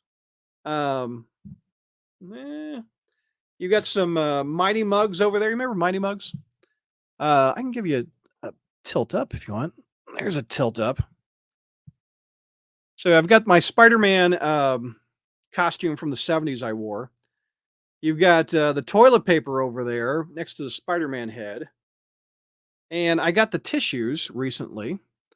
You've got the Spider-Man school supplies set, which our friend Bruce gave that to me for Christmas, right there. I've got underoos right there. My 81 lunchbox there. Bruce sent me a rock comic too after we did the interview. That was fun. That I found that on eBay. That is a Spider-Man head bucket that you carry for Halloween that you put your candy in, which was fun. But yeah, you guys probably want to see this at some point. I probably will do that. Maybe this summer or something. I'd have to do it with my phone. I can't move that webcam. My webcam's mounted right there. So, Flo, I don't like Mary Jane teaming up with Black Cat. I don't mind it. I think it's kind of fun. MJW is picking up the Black Cat Mary Jane.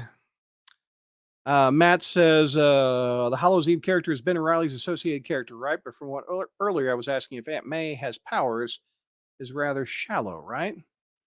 Yeah, I mean Aunt May's had powers since the 70s in a what if backup story called Spider-Man.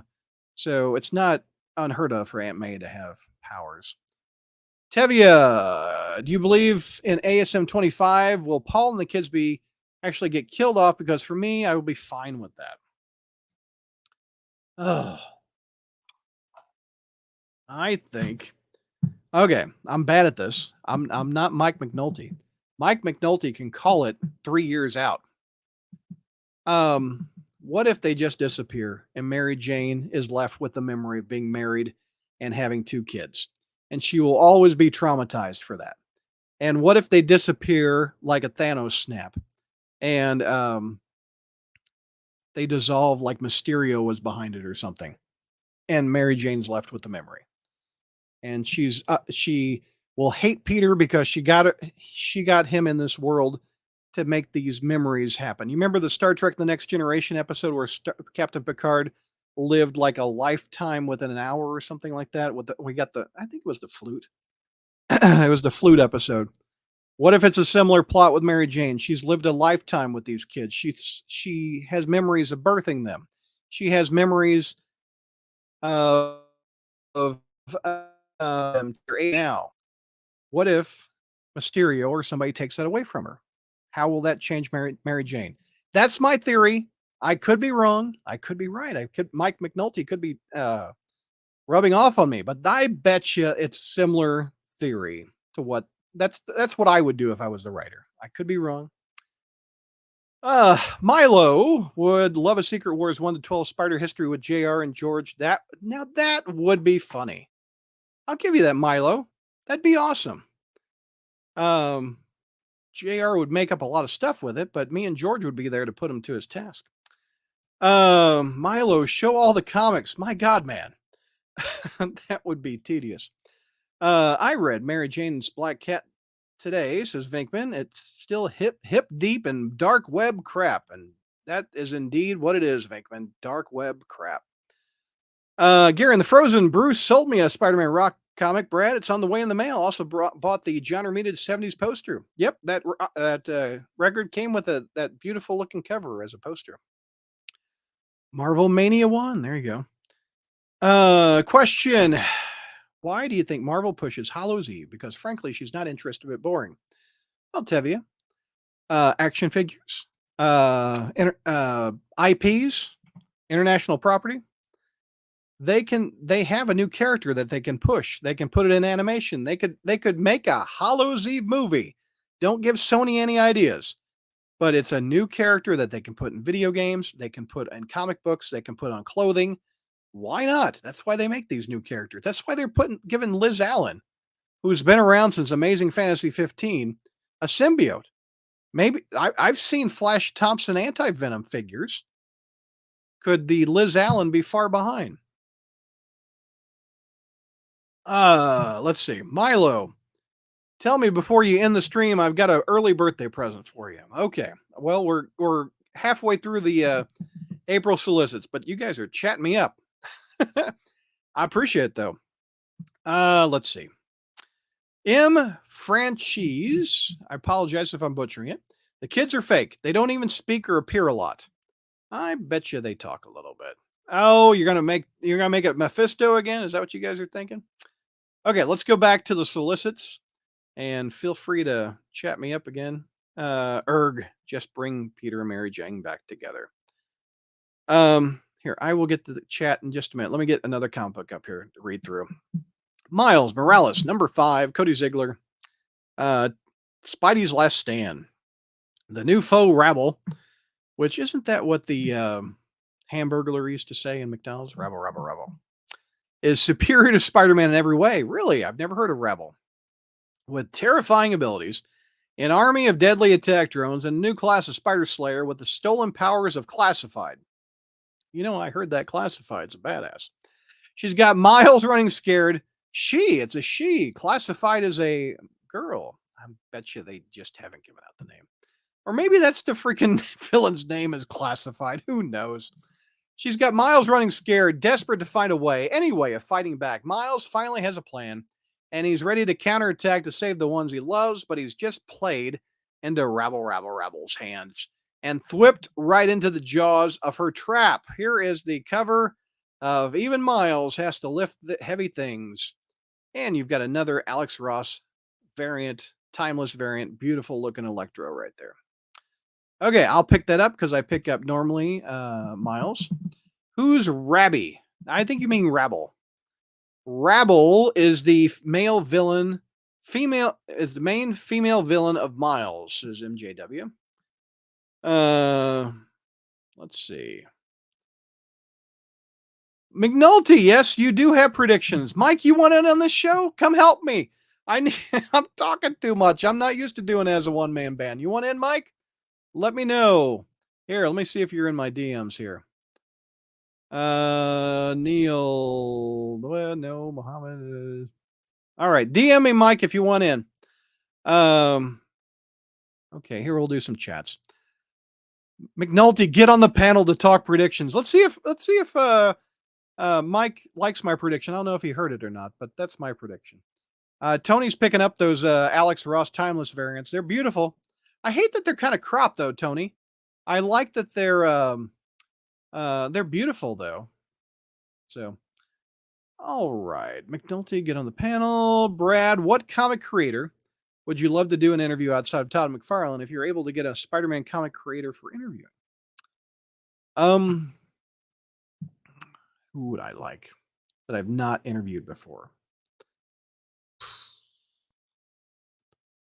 You didn't say dead or alive.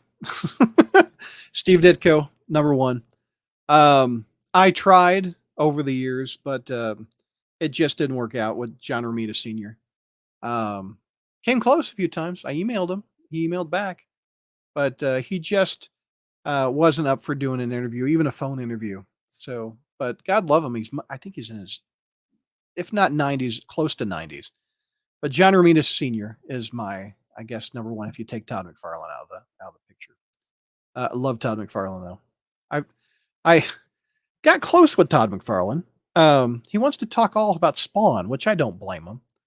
I tried to do a show with the 30th anniversary of Spider-Man #1, the Torment story. And I thought in 2020, which was the 30th anniversary, that'd be a perfect time for him to come on, but he just didn't want to do it. But anyway,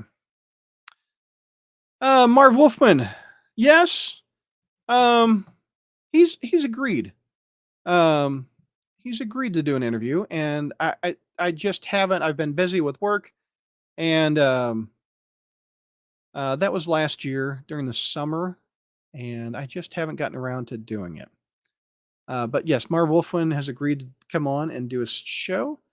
So has, well, I won't blow that one. I'll tell the Patreon members who the other one is, and that one's coming pretty soon. McNulty, get in here. Come on, here. I'm sending you the link, McNulty. Help me. I'm tired of being a one-man band. I can't do it by myself, or I'm running out of steam here. Let's see here, McNulty. Here is the link. Hop on in. I want to hear your prediction of ASM 25 and 26. Come on. There you go. Gary and the Frozen. We are calling the ghost of Mike McNulty to leave chat and to come into the show. And I'm abracadabra. He's going to click on the link in just a second and join us. Poof. Okay. He's putting on a shirt. And some pants. You don't have to put on pants. It's above the waist shot. Michael, you say that John Romita is 93. God love him. God love him. He's a Spider-Man legend. Beautiful, beautiful art. I've loved him. And generally a nice guy from what I've heard too. Gary and the Frozen, I want JR to interview Denny O'Neil as ASM run. RIP to me, O'Neil. Denny O'Neil passed away. And before he did, we were talking about an interview. But because he didn't talk about Spider-Man very much. But he was in poor health. He was in poor health. Sorry.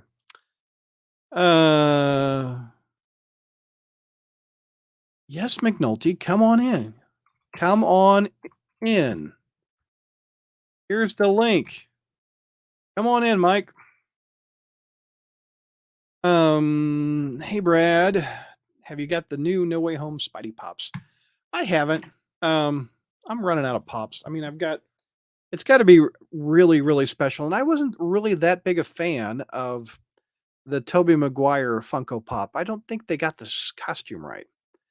and I didn't want to buy that $100 set that had all the villains from the movie. The Andrew Garfield one looks okay. I haven't pulled the trigger. I think they were like $12, $13 a piece from what I saw. Favorite live action Spider-Man. My default answer, Gary, is always Tobey Maguire. Spider-Man 2 is my favorite Spider-Man movie of all time, including No Way Home. I like things about all three of them. I like Tobey's Peter Parker. I like Andrew Garfield's quippage. I like Tom Holland's quippage and overall look and youthfulness. I can't stand the Iron Man Jr. stuff from the first two Holland movies. That third one was great. I loved No Way Home. I thought that was great. Take your time, Mike. Yeah. Mike, are you in my DM again? Yeah, well, you've read it. He's read it. Okay. So we're going to keep going. Otherwise, this show's going to be 2 freaking hours. Let's see. We've got Carnage number 12 here. Spurned by its longtime host, the Carnage symbiote has undertaken a quest to push the boundaries of itself and its understanding further than ever before. But as seen in this visceral pages of Carnage 10, Cletus Cassidy himself hasn't been sitting idly by, either bound to an all-new type of symbiote, the Extremebiote? Sorry. Cletus has a whole new array of deadly abilities that he's eager to put a bloody, brutal test to. All right, you got a beautiful Alex Ross cover here by, I can't think of the character's name at the moment. I will come back to it, but there is Carnage with Cap and Miles. Oh, what is her name? Hela. That's right, Hela. Beautiful looking Hela cover. Venom 18. Looks like I didn't put the cover up there for that one. That's got another timeless Alex Ross Lizard cover. Illumination starts here as Dylan Brock builds an army. His father in the original Venom, Eddie Brock, finds himself more alone than ever before, working through a change unlike any he's been through ever before. But the real question is, what will Eddie become once he's on the other side? So, yes, Hela. Yep. Nicholas Hammond's up there. That was an interview I always wanted. I think that was a fun interview. Brad, do you have any Spider-Man statues or dioramas by chance? I got that Alex Ross head here over my shoulder. Right there. I've got a Mary Jane, the Face It Tiger, way up there at the top. I've got that. I got that McFarlane Venom and ASM 316 cover where Venom's on top grabbing Spider-Man. I've got the Doc Ock Ultimate holding him up, Spider-Man up. So I've got a couple of those. But man, those statues are so expensive. You go broke. Tevia says, I'm wondering, how do you feel about Spider-Man Across the Spider-Verse? Because for me, I'm happy that Baby Mayday is going to be in that awesome movie. Hey, man, the first one was beautiful. It's in my top 3 of Spider-Man films. So having Baby May on there, I'm all for. I think that sounds great. You ask, and he shall appear. Mike, what's up, man? Hello. Hold on. Let me actually. You hold on. I'm out of breath talking by myself. I don't usually talk this much on the show. So. Well, you're supposed to be the professional broadcaster here, Brad. What's going on? I'm wetting my palate. I'm talking a whole bunch. Okay. Well, I mean, yeah. I didn't realize it was that high in demand because, according they're blowing me up with chat. I love it. I love that they're so interested. Milos, can we see the right side, right end of my room? Okay, hold on. We're gonna pan. I can pan you a little bit. There's the comics. That's your room is actually much bigger than I thought. It's you got Sinatra over there on the wall. Oh, there you go. Is that signed? I got some boxes in there. Is it what? Is it signed? No, it's not signed by Sinatra. Oh, there. That's about all I can pan. You just have to. I mean, for that. There you go. Let me get this shot. Okay. There we go. So I've been here. So basically, for folks, my apologies. I just only got your message as soon as I got out of work, and so okay. I was like, all right. We've been on the air for about hour 4. So here was my theory. Did you hear my theory when I was talking about it? Repeat it again. Okay. I said first. I start off by saying I'm no Mike McNulty, but Okay. What if Mary Jane has lived a lifetime of Mhm. memories having birthed these kids, of Mhm. falling in love with Paul, living a lifetime with Paul. These kids are 6 or 7. She's Mhm. gone through a marriage and birthing 2 children with Paul. What Mhm. if by a Thanos snap all that has disappeared and Mary Jane, like in the episode of Star Trek The Next Generation where Picard lived a lifetime Mhm. in another body. What if Mhm. Mary Jane, this is what happens to Mary Jane? What do you think that's a viable theory? And Here's the thing, she Brad. hates she is disgusted with Peter Parker that Mhm. that his mistake led her to have this happen. Here's the thing, Brad. Yeah. You're very close to what I'm thinking. Okay. So you're There we kind go. of, I think you're on a similar track here. All right. So Go great ahead. minds. What's Okay. what's your theory? So okay. So first of all, I think the story, I think it's pretty much indicated by the recent list for 25, 26. And even I was kind of thinking this beforehand that what they're going to do is they're gonna open up with. I'm not sure if you saw some of that art, that black and white art Romita thing with the snowstorm thing with Mary Jane. I guess yeah, you seen that before? You seen that already? With the snow? Like when the snow Yeah, monster's there. coming? Okay, yeah. So what I think is going to happen is I think the thing is going to open up with, and again, folks, I'm going to throw out a disclaimer. I'm not a prognosticator. I don't have inside knowledge. However, you have a good track record. What have you predicted that came right in the past? over the Let's see. years? I predicted that before that Doc Ock would download himself into the living brain in order Yep. after the end of Superior You got Spider-Man. So that one. got that one. I think if I remember correctly, believe one of them had something to do with. I'm trying to remember what the other one was. I think I did correctly assume that Flash Thompson was going to die in Yep. and whatever Mhm. 800. I think I forgot what issue number it was because somebody had to. Yeah. I did also predict that Black Cat that they were going to try to pair up Peter and Black Cat together again, and when Yep. everyone thought, no, they're just friends, I'm like, no, come on, Right. he was kind of teasing it even and beyond a little bit. So Yeah. if you really looked hard enough, but yeah, so I mean, there are certain ones I've been off. I think the only one that I remember that I really was off on was when Crazy Chris was basically predicted Doc Ock was going to be Superior Spider-Man, and I thought that's nuts, but it's like nope, but he was dead on right about that one. Yep. Yep. Okay. So anyway, You say I'm pretty here close. it came pretty. Yeah. Here's Yeah. what I'm thinking is happening. Okay. So I think, and this again, this is pure speculation on my part. I think this whole arc is going to open with whenever 21 happens, and basically you got to get that snow. They're basically there's always like if there's like some panel, there's some black and white panels that they Marvel.com showed on thing, but there's no caption or anything. I think Peter's going to get. There's a snowstorm in BMJ's and Paul's neighborhood. Snow's going to come, and it's like, but there's nothing going on in Peter's thing. And I think what's going to happen is in that panel is going to show that the kids are going to be whisked off, and Mm. MJ is a desperate MJ calls Peter and says, Peter, they've got our kids. Because if you take a look at, because first of all, I don't think the kids are Paul's. But I don't think they're actually MJ or Peter's either. Here, let me explain it there. So, Why does one of them look like Mary Jane? what? Yeah, because one of them looks exactly like MJ, Yeah. but neither one of them actually looks like Paul. So I think that's a kind of a hint. Yeah. So what I think is going to happen here is the story is going to have like a extended flashback, but also periodically take place in present day. So we're gonna time hop. Yeah. Yeah. What's going to happen is that remember that glowing guy that showed up at the end of Beyond. Oh, Muhammad is on the case. Hold on. Muhammad Yeah. has the pictures. Let's Yes, take a he does. look. Yeah. All right. Here. Yeah. I think he knows which one I'm talking about. There you go. That's what we're talking about Yeah. then, right here. So Okay. yeah. So in this thing here is, I believe this is hinting at the coming of Waya, that guy, that your favorite guy from that one Well story. Yeah, you remember how much I hated that. Yeah, I think this is this is an indication that he's coming back, and then we this is got taking not place in that the one. present. There we go. And in this Peter, panel they've here, got our I think kids. yeah, they got our kids. That's going to be the stinger, and they're like, wait, what do you mean?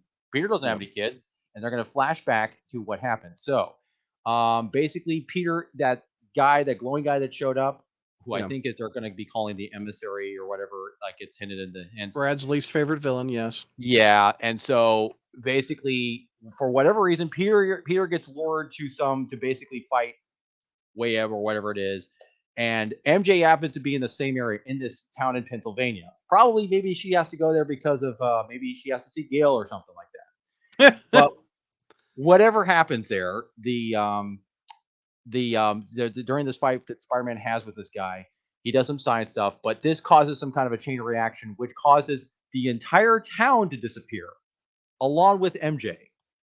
And so he thinks, so that's what that crater was. Remember that thing in the first issue, that big crater, that's that crater outside of York, Pennsylvania?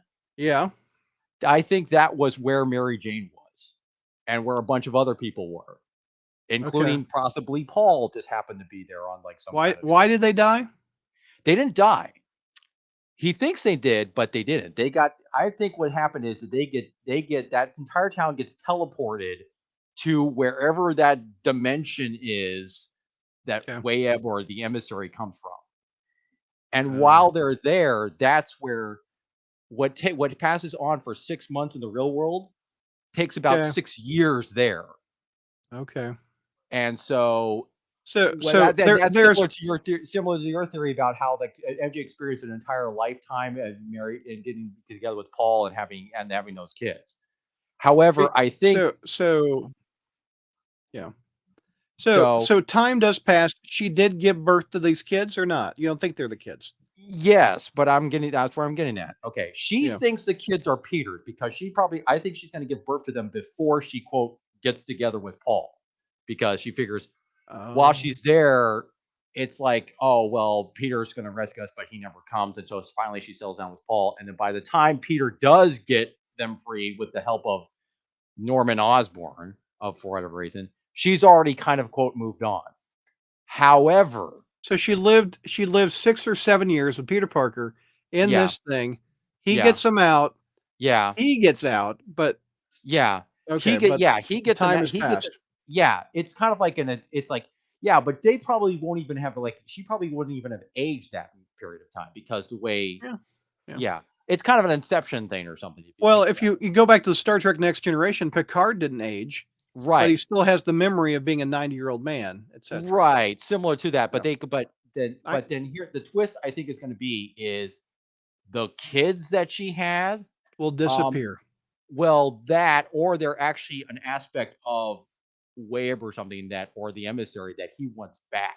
So I'm thinking what they're going to do is they're going to pull a WandaVision on her. Yeah, this is what they're saying in chat. WandaVision. It's like WandaVision Light. Yeah. I think that's what they're going to do. I think, so that's what's going to be the heartbreaking thing is that the kids are going to basically turn out they're not actually real. That they're basically, but Mary Jane feels that she birthed them and raised them, and they're going to be taken away from her. Right, and of course, technically, as far as you're concerned, they are real. And Peter's like, and of course, maybe Paul could get. I think Paul could potentially get killed trying to sacrifice. Trust and obey. And chat says Maury Povich comes out and says, "Peter, you are the father. You are the father." Well, yeah. Well, that's the thing. I mean, I don't think they're clones. They're fake memories, aren't they? Well, they're. It's more like they're more like an aspect of them. I think it's more like on the line of that. They kind of have they kind of have the characteristics of. I'm thinking they're the kids as far as Mary Jane is concerned.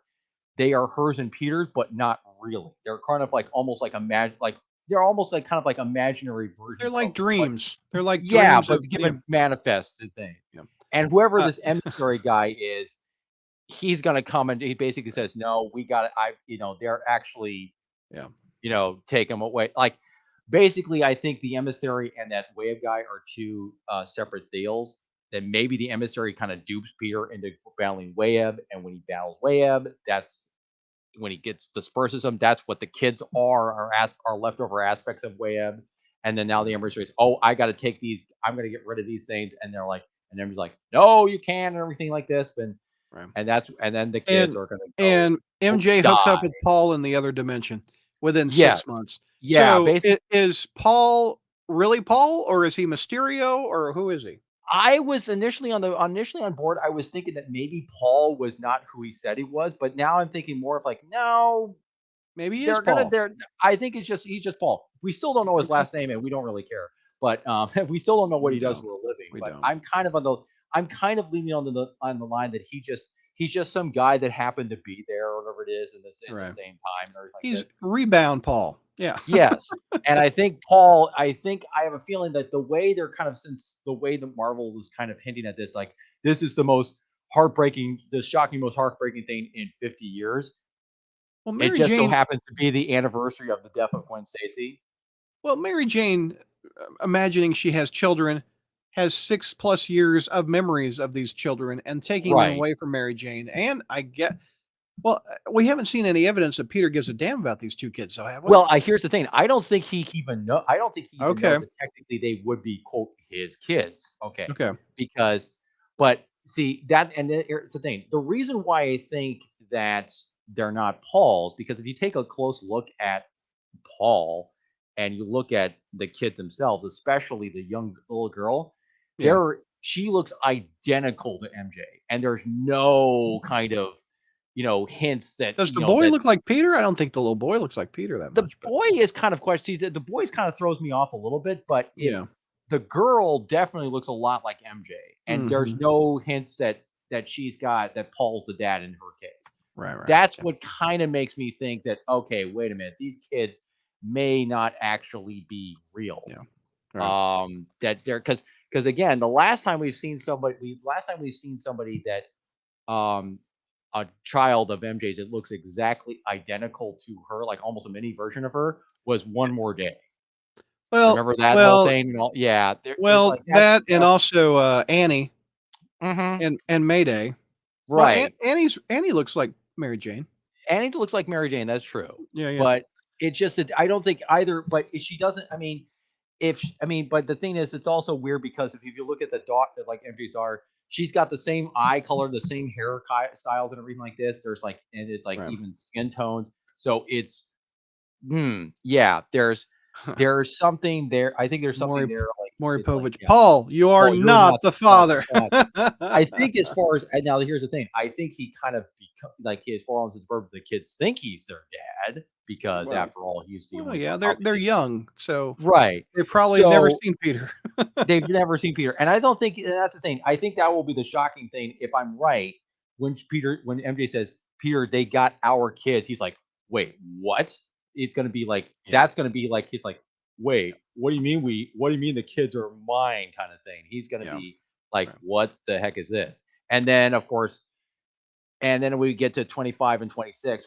You're gonna see how all that wraps up and everything. But hey, I got a few more books in April. You want to go through them with me?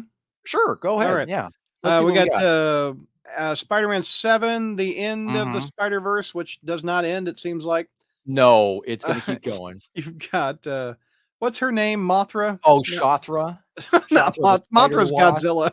Yeah, Mothra's Godzilla. That's Shathra the Spider Wasp. And you got a good-looking Doc Ock there. Okay. Friends become enemies become friends, and now all the Spider-Verse ends. Jessica Drew gone, Peter Parker gone, and they aren't the only ones erased by the sacred Sting knife. How can Silk and the rest of the spiders win this Spider War? Well, here's the thing. They're not really.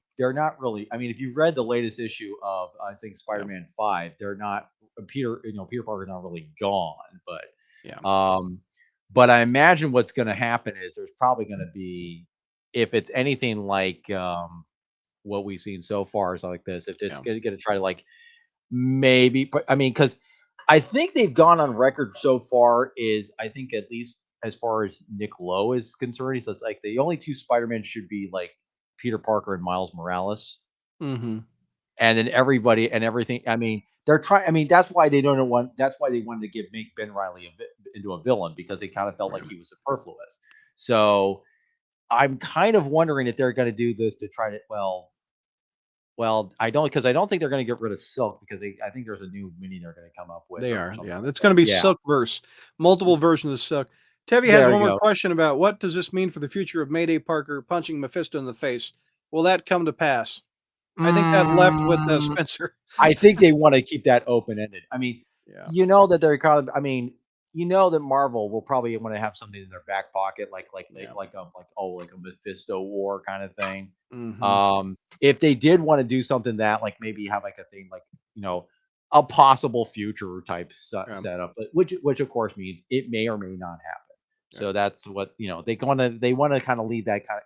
It's kind of like what happened with X-Men and Days of Future Past. I mean, it's a possible future, but it's not. But it never actually came about. We've got a Marvel But they got Voices characters that come from there. coming So. out, an all-new selection of interdimensional adventures. Speaking of multiple Spider people, Oh from yes. some of the Marvel's freshest and finest creators, each bringing their own unique perspective and stylings to the web of life, and destining Mhm. what new spiders will find their way to the Marvel multiverse and what familiar faces will join them for the Titanic Right. and oversized issue for $10. For This can be $10. yours. Yeah. Uh, And again, it just emphasizing the fact that even though they claim that it's the end of the Spider-Verse, it's not really, it's because not. Yeah. they got it because hey, they know that we got a Spider-Verse anime, the sequel thing is coming out pretty soon.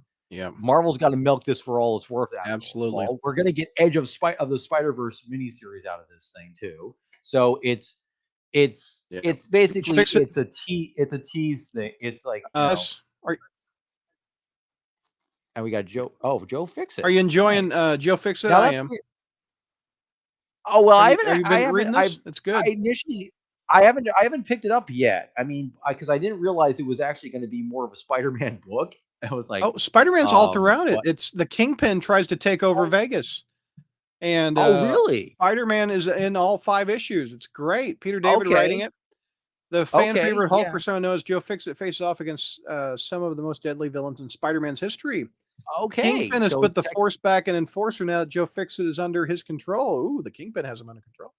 And after calling in the cavalry of New York's troublemakers to threaten casino owners all across Vegas, it seems like the Kingpin will now be able to take over Las Vegas. It's up to Spider-Man to drag Bruce Banner back to his senses and stop the parade of his worst enemies, New York, and leveling Vegas to the ground. Highly recommended. The first 2 issues are great. Cover art sucks, but yeah, the art sucks, but yeah, okay. Well, the inside art does not. The covers are not attractive, but right. I'm digging But it. that's interesting because I mean, in a sense, I don't think we've ever had a situation where the Hulk and the Kingpin gone head to head. No, and the idea of the first having issue has that, and the Hulk stomps him.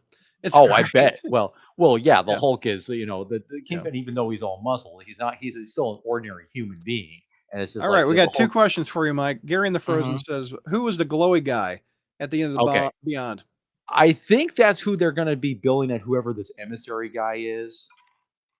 And I'm guessing it's probably. I mean, I'm wondering if it's supposed to be kind of a new character that Wells has come up with, but I think he's also.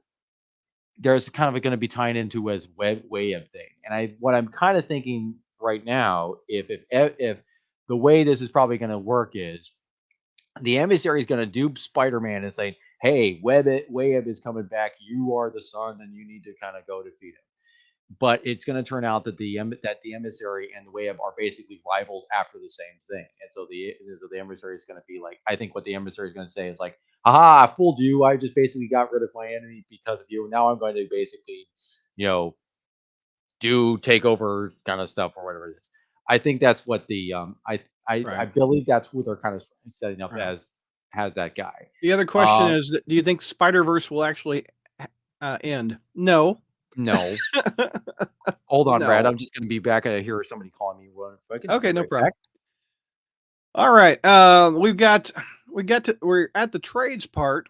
If you liked Saladin Ahmed's Miles Morales, that is all collected. That's a big chunk of it. It's probably cheaper to buy it this way than issue by issue. $125. You got Miles Morales 2018 volume 1-42. You've got Absolute Carnage, Miles Morales 1-3, Amazing Spider-Man 81, Miles Morales The End, which was absolutely horrible. You've got the free. Wait a minute, there was actually an end version of Miles Morales. Oh, the artwork was some of the worst I've ever seen. Okay, first of all, I didn't still think they were doing that end series thing going on. Well, they should have ended it with that one. But here's the cover art. I was Mhm. saying that it's probably cheaper to buy it here than it is to buy all 42. Now, wait a minute. Is this going to be the one that's collecting collecting when Miles is in that awful tracksuit thing? Yes, this will take Okay. the tracksuit.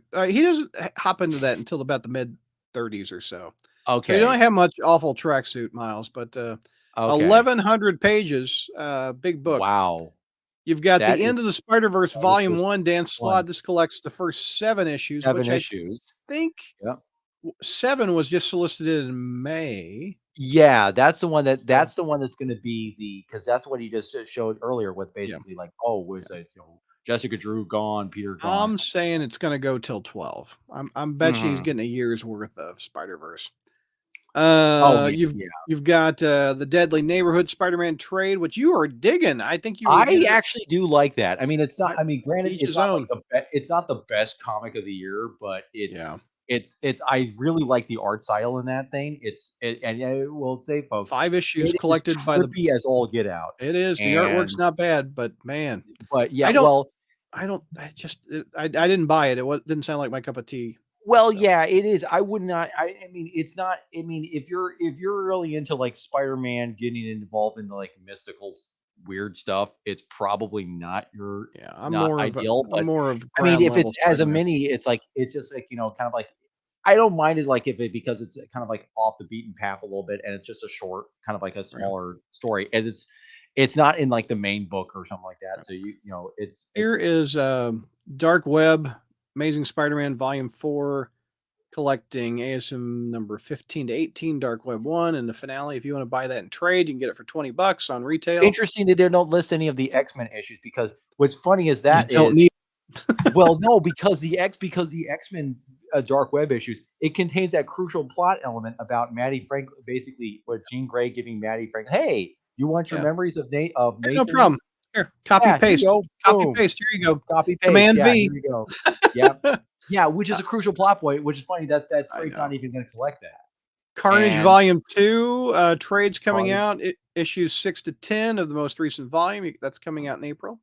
New printing. This has been printed since the 90s. Maximum Carnage. Maximum Carnage Coming back. It's number 25 in the epic collections of Spider-Man. Probably the most bloated event of the 90s that of the people 90s, yes.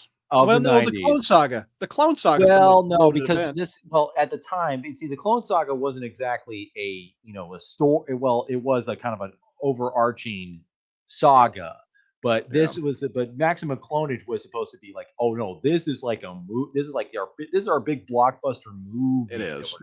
In fact, one of the few ones that actually got a big old video game tie-in, which it did with the red cassette for Super Nintendo.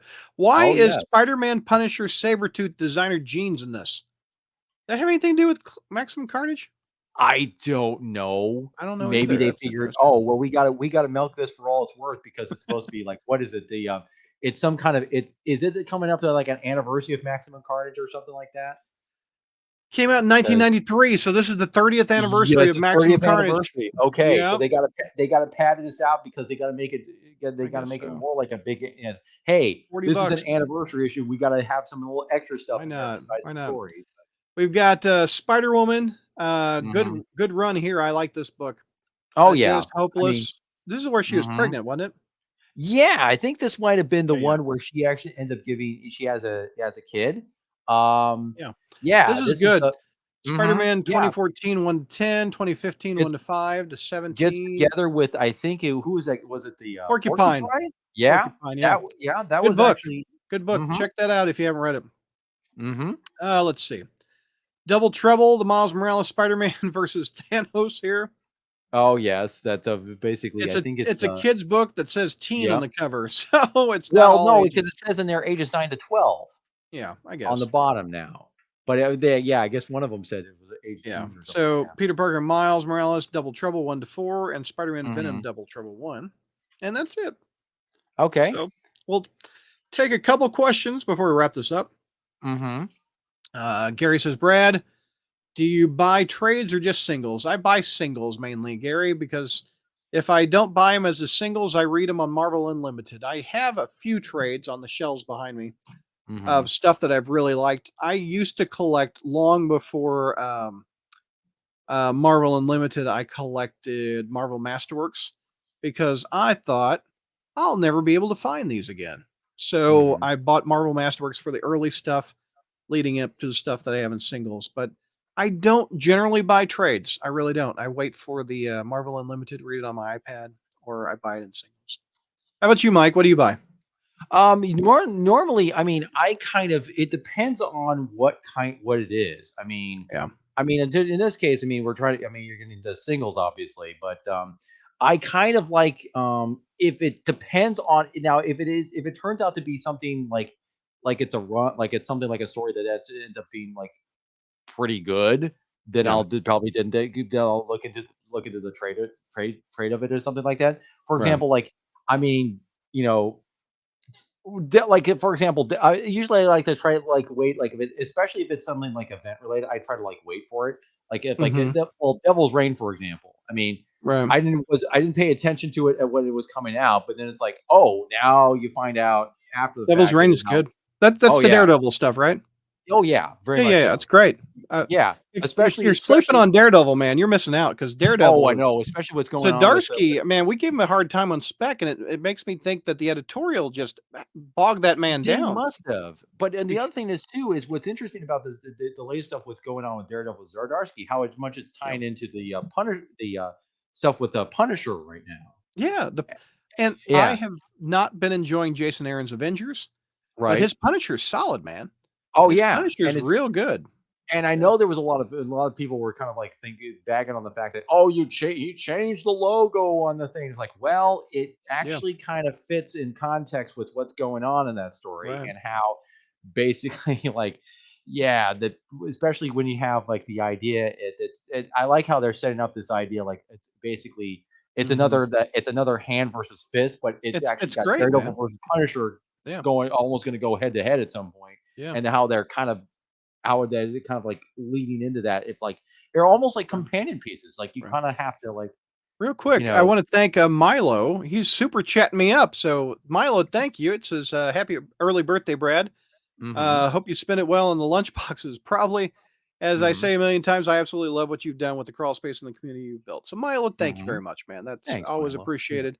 Helps me pay the bills. I said earlier in the show, I dropped $500 for StreamYard for a year so, mhm recently. So that's the Patreon money helps. The donations to super chats help, mhm and I do appreciate it. mhm He's got some more chats. So there's another super chat. Thank you, Milo, oh another and one another yep super another chat. one So thank you very much.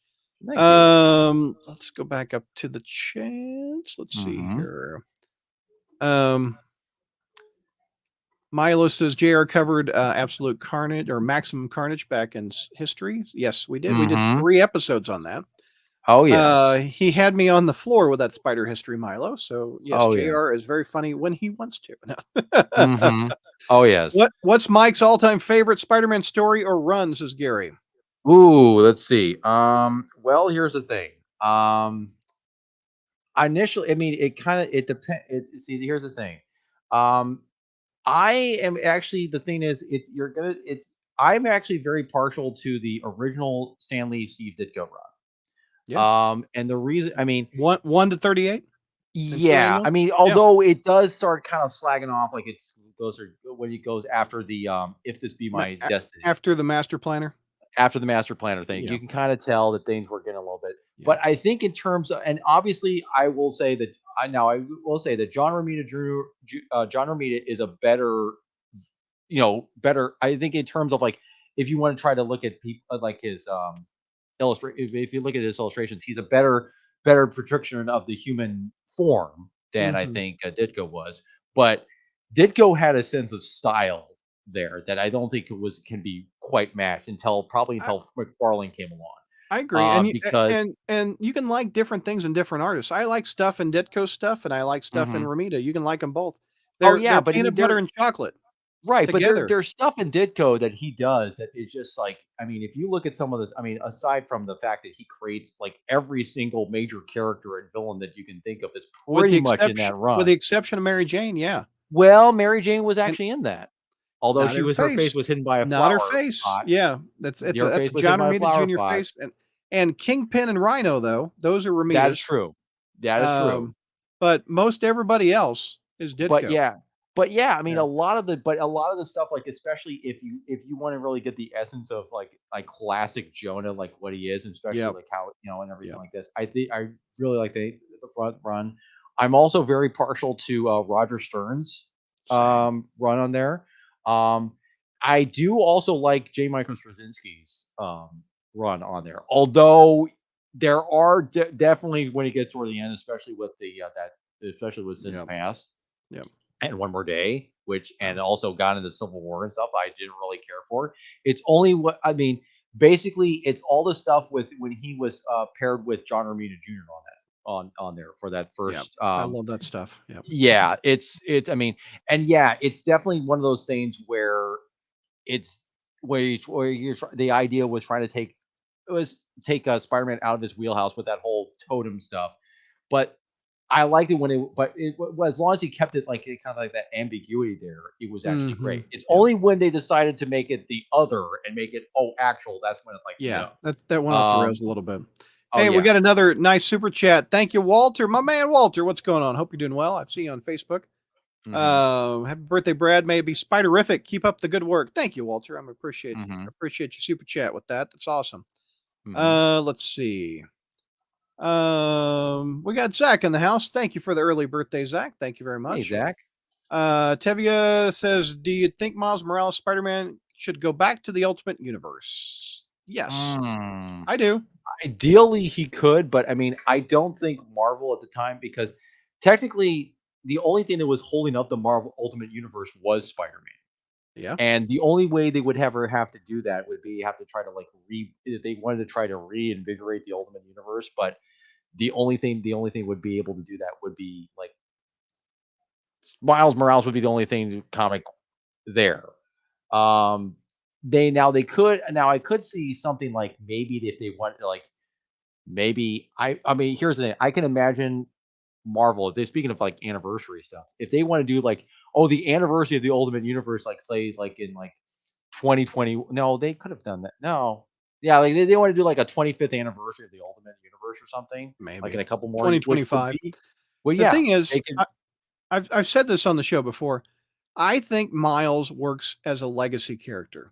Yeah, indeed, yeah. Having two spider people running around calling them both Spider-Man, it just doesn't feel right to me. Mm, And Miles is a perfect legacy character for Spider-Man. right. And in his universe, Spider-Man died.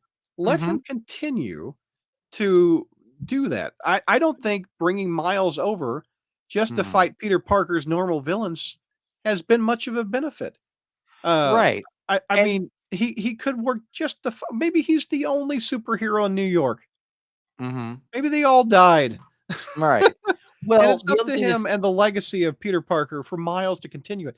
Having your legacy character in the same universe as the one that's not died yet doesn't work for me. mhm. Well, and the other thing is too is it is a little bit on the confusing thing, because technically, as far as because thanks to Secret War, like they kind of, because Miles Morales gets folded into the Marvel universe, um, but we don't really know because he's got a different origin story. How does that, so because with like how did he, I mean, if you think about it, we all know how Peter Parker got his spider powers, but how does everyone think that Miles got his? Mhm. According, if I mean, which I mean, we know how he got his powers in the Ultimate Universe. We don't really know how is the history written. I mean, because when they will try to weave Miles in there, they had to do some really. We still didn't get a proper explanation of like what his history is in the Marvel He universe gave a proper. dude a sandwich, didn't he? Yes, that's right. Yeah. So Molly That's Command his it's like origin. it was He like, yeah, gave here's a hamburger that's been stuck in my pocket here, Molly oh, it was Command. a hamburger? Oh, It was a yeah. hamburger, yeah. Hamburger, okay. But Yeah. what's also funny is too is because we're getting That's it, so of dumb. course, in Into the Spider. I mean, the most popular version. I mean, Miles, as far as people are concerned, Yeah. if they've watched Into the Spider Verse, they already think, oh, he already comes from a different universe, right? But then when you I read the don't know. comic, it's like, oh no, he's in the same universe as Peter is, and it's like, It's just so you know, confusing. oh More yeah, it is. confusing than it should be, bottom line. It is a little Zach bit. says StreamYard be expensive. Yes, indeed. It is expensive to do this. Mm-hmm. Milo's going to bed. It's 3 a.m., man. Yeah. Okay. Go to bed, Milo. Thank you again for the super chat. Well, yeah. Tevia, what's your least favorite Spider-Man story, Mike? Oh boy. Let's see. My least favorite one. Okay. Oh gosh. Dark Let's see. Web. Well, It's got Dark to be Web up there, man. it certainly is. Oh, jeez. Let's see. Oh my gosh, there's quite a few I have to pick from. I know One More Day is pretty bad. No, Yeah. I know One More Day is pretty bad. One Moment in Time is worse because Spider-Man taken out by a cinder block by a burglar to miss his wedding. What? not only that, but that same guy basically fell on top of him and basically sat on top of him the whole night. That was like, oh my gosh, and I mean, that was just and there was that one that was really awful. Since Past I know was really bad. Let's see, there was another one. Since Past. I think the Gwen kids. The Gwen kids thing, yeah, that was awful. There's so many of them. There was what I'm trying to think. I know a lot. I know Zach, you're watching a little bit, but there's certain. That one thing with the one part of the clone. One aspect of the Clone Saga where they decided to basically have the Jackal basically return, and basically that's we get Spider side and everything. Like, oh no, like maximum clonage. That was that's crap. That was that was something else. There was one, I think, of all the ones you mentioned, what are you most, as JR says, what are you most offended by? Ooh, what are you most offended by of all One the ones Moment you in just Time named? is pretty dang bad. Yeah, I gotta say that was the one. That was one moment. At least was one moment, like at least was One More Day. You kind of understood why they did it, even though you hated it. One Moment in Time was them trying to justify it, and on top of that, it was a complete waste of what was that artist's name? That was otherwise the art was great in that, but Pablo something maybe? Pablo Rivera, Rivera's or Ramirez? Yeah. And then they tried to and then they tried to rebit, and then they reprinted panels from the wedding, and they did try to insert like that whole thing was tried to do a total revisionist history on that whole thing. Hornacek says, I still remember the panel reviewing Omit. Quote, the guy that can dodge bullets can't dodge a cinder block thrown up in the air by a fat guy who falls on him. Exactly. Yep, that's probably a quote. Electro's fat slob. It's not so much the cinder block hitting him in the head. It's also the fact that Electro's fat slob of a suit falls on top of him, and Spider-Man, who apparently has the strength of a spider, can't lift this guy off of him. Like, it just it's like this guy had the powers of the Blob. Like, you couldn't basically move him like for 8 hours. Zach wants to know what you think of clones. Here's the thing. Clones should be done sparingly. Well, they're not. They're like symbiotes. I know they're not done sparingly. Here's the thing. I think technically the only Spider-Man clones that should have existed was probably Ben Reilly and Kane, and that's it. Yeah, kill them all. Spider-Side I could have done left without with. Get some Spider Raid and spray them all over those clones and kill them like cockroaches. Well, here's the thing, though. Ideally, the best version of the Clone Saga was that one trade that was written by, I think, James DeMatteis, and it was also, what was that? It was that 6-parter, like that alternate version of the Clone Saga that they came up with. Oh, Howard Mackie and Tom DeFalco did that. Howard Mackie and Tom, yeah. And what it was is basically like, this is how the Clone Saga should have gone. 6 issues. Yeah, it was 6 issues. Had basically had it even tied in like Harry Osborn in there and and also Doc Ock and stuff, and it basically I think didn't even reveal that I don't know if it was Norman Osborn was a clone in that too or something like that. It was good because it was concise, and it was basically, and it didn't do that stupid thing with the switcheroo like, oh no, Ben Reilly was the clone all along and Spider-Man was no, Ben Reilly was the original and Spider-Man was a clone all along. Although but yeah, although the Spider-Man Lost Hunt thing is actually that's not bad. Matt says his least favorite is One More Day, and Zeb Wells is Lizard eating his son. Oh yes, Shed. How can we forget Shed, man? That's one of my least favorites. Shed was probably to me was one of the most overrated stories that people praise that thing for the high hill. Oh, and I just can't believe. And I remember when Marvel says it's one of the best love Spider-Man stories of all time. That's not a direct quote, but I've seen it several places in their press releases. I've seen people say, I think I've even seen it on their press release when they read that when they wrote that Zeb Wells is coming to be the amazing writer. I've What seen from that one of the too, and yeah, it's and not. and I the mean, thing was, what's maddening about that is because I remember reading when we read that time is basically the thing which really got me was that scene where Spider-Man, where the lizard after he has that weird after he eats his son and has that weird like, oh, I'm gonna basically like, molt or something, and basically yeah, has like feathers and everything like this, and then he right. starts speaking. Spider-Man's like, oh, you're talking. I'm like, yeah, no kidding. He was able to talk for years, and it's Yeah. like, it's Just almost like they makes the guy completely. dumb. Yeah. Oh yeah, and then of course that had that whole thing where basically everything was like basically it's aside of making people feral, it was basically like let's make them like all basically like all hormonal or something like that. So that whole Right. thing, everyone was like basically making out in the street and throwing bras Well, everywhere Zach and all says that that stuff. Norman was a clone and killed Harry in that Osborn, or killed Yes, Harry that's in that right. Osborn. Which No, it I killed Harry in totally that wish mini. was which I was totally wish was canon. I totally wish that Norman Yeah. Osborn right now was a clone because that would explain so much Yeah. if you think about it. I Because like what even Walter even his says. redemption thing, you could have a thing like the Norman Osborn, like of course he would be a clone, and then you have the real Norman Osborn somehow come back, and they're like, I like what whoa, Walter says. Clone Saga, or as I call it, colon saga. the Cole Yes, saga. it Well, will not end. It keeps running and running. Yeah. well, here's the thing. Right now, everybody because what's funny is because people who like I mean, you and I, people derided the Clone Saga when it came out. And now you have this guy with everyone is it's like now it's like everyone's got their nostalgia goggles on, and so like we got it like with that being more clones and stuff like that. Hence we got the Ben Gary Riley stuff where they says, "Why does editorial get in the way of ASM like Daredevil? Just like the writer, just let the writer tell a story because because Spider, Amazing Spider-Man is the flagship book. it's the flagship title. Did I say Yep. flagship? I meant to Yeah, say you did. flagship. Yeah. Flagship It is. title, and people think that Mm-hmm. a lot of hands need to be on the flagship title and steer Mm-hmm. the boat or steer the plane. They Mm-hmm. don't let the pilot just fly it. They think they need at least 4 or 5 different pilots because if the Spider-Man plane crashes, they're in trouble. Mm-hmm. Spider-Man, Amazing Spider-Man sells a lot of books. Yep. And Daredevil, in the history of Daredevil, Daredevil has not. And Right. I would argue the last 20 years, if not more, of Mm-hmm. Daredevil has been solid. Yeah. Daredevil, month after month, year after year, Mm-hmm. Daredevil's been good. I've been reading Right. Daredevil since the 90s. Mm-hmm. You can Have you even been go. reading Yeah. it for that long, Mike? Have you been reading Oh, I've Daredevil a long I've time? actually I'm not for that long, but I've actually gone back and looked at like some like if you really want to go, if really where it really starts. I mean, yeah, Stanley may have created Jack Kirby may have created Daredevil, but you got to go back to Frank Miller.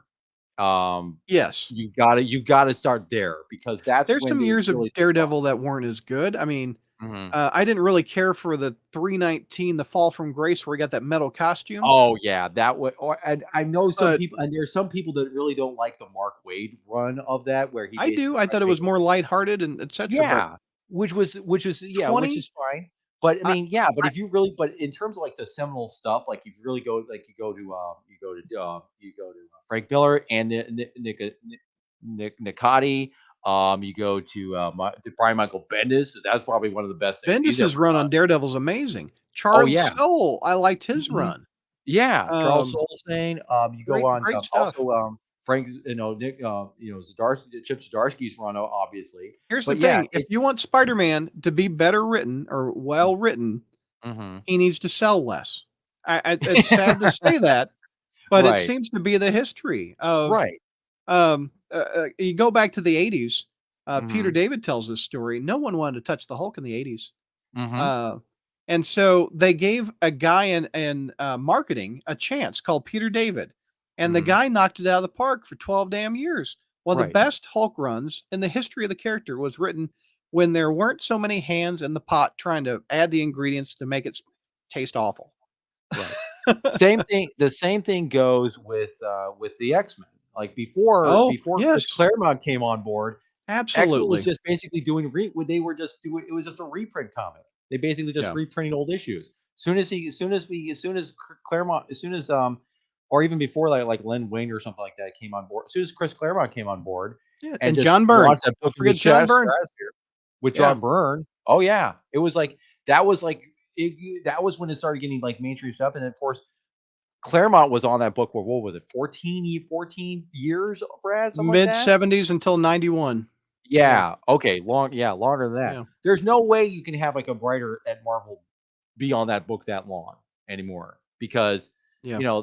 because it's like but yeah, it's just that but yeah, it's one of those things where in terms of Spider-Man's case, like because Amazing Spider-Man, because it is their flagship, there is certain things about editorial is going to get more involved because they don't want to be they don't want to lose their golden goose. It's kind of like what happened was over at DC and Batman because Well, I mean, look at Spider-Man. Well, we just did the solicits. So many damn books rely on Spider-Man. The Venom stuff, the Spider-Gwen, the Spider-Verse, the movies. The Amazing Spider-Man title is the main book, and if that is floundering, which after Dark freaking Web it is, man.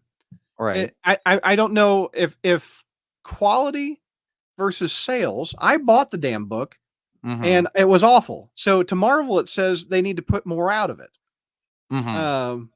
But if I pulled a George and I just stopped buying it after nearly 50 years of buying Spider-Man, right, that would tell them something. But I'm just one guy. Yeah, I mean, and also the only time that, if you think about, the only time that really Amazing Spider-Man was in serious trouble was when 70s. was Howard Mackey's stuff. Remember that? That's true. Yeah. Yeah, when they after the Clone Saga happened, and they decided, oh, we're going to cancel the book and relaunch the whole thing, and that's where they had that whole, that's where it really started getting.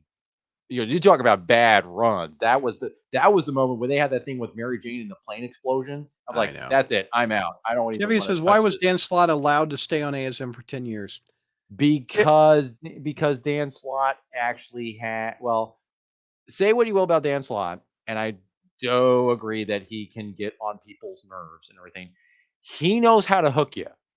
Because he's an idea man. We've said that earlier. Yeah. Because he's the guy. He was. I mean, I wouldn't say his dialogue. I mean, granted, his dialogue is not the best. He's kind of all these characters are very well known. But when it comes to his ideas, when it comes to like basically trying to hook the audience, he knows how to hook you thing. Like he knows how to. I even think bait you. a different theory, Mike. He sells books. I mean, Amazing Spider-Man sells itself almost. Oh yeah. Dan Slott did not make the plane go down until I think the most recent reboot of Parker Industries. I think the readers may have been shedding.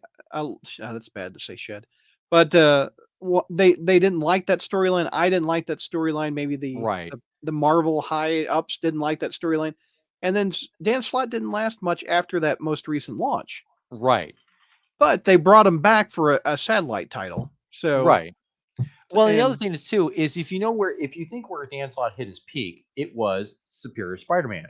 Absolutely. And that story, that was one of the things where, I mean, even by his own admission when he's talking about it, he says the main thing that kept that going is people were that no matter how, I mean, I know a lot of people on here, and myself included, were like, oh my gosh, this is outrageous and stuff like this. But at the same time, we wanted to know what happens next. We wanted to know how Peter Parker was going to get his body back. We kept buying it.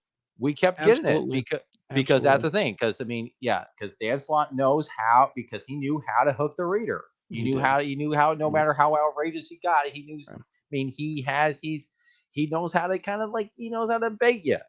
And there are certain ones have. I mean, now if you give a guy who knows how to bait you and also can write well, that's where you can get really, get golden stuff like that. That's a rare combination in comics. Volume 4 was the jump the shark for Slott. Indeed, it was. Yeah. And Volume 3 was the introduction of Silk. He had a hook there, and Spider-Verse. Oh yeah. Well, the Spider-Verse was interesting because I mean, I know we were in the Spider-Verse, the original. I mean, if you look at the Spider-Verse thing, the concept is actually a fun idea, but the way they went about it, like, oh, we'll just kind of kill everybody off and having inheritors like do it. It's like, But when we started this broadcast 2 hours and 29 minutes ago, we were talking about the solicits. Again, if you want to see them, they're up on the front page of the crawl space. You click on solicits right here. Yep. If you're watching this later, it will be pushed down a little bit. This broadcast that you're watching is embedded right here. So you can watch this later. You can look through all of it. If you can click on Spidey Solicits right there, you can see the past months that we've done over. I've been adding these. How many pages of solicits do I have? 10 plus pages. There So you go. of solicits, if you want to look at it. They're under click on news, and you can go to solicits right here if you watch this video a little later. We'll take a couple more questions and we're gonna wrap it up, gang. For me and Mike. We'll take how many more you want to take, Mike? I'm running out of steam. Let's see. Well, About 5 more minutes. Yeah, sure. Why not? Yeah, 5 we more can do that. minutes. If you got a question for me or Mike, we will wrap this up. Gary in the Frozen says, thanks for staying on so long tonight, Brad. You're welcome, Gary in the Frozen. And I'm glad Mike came in because I would have been long gone if Mike wouldn't have hopped in. Yeah. Well, I mean, hey, you know, I'm glad I could actually be here, even though it's like later. Yep.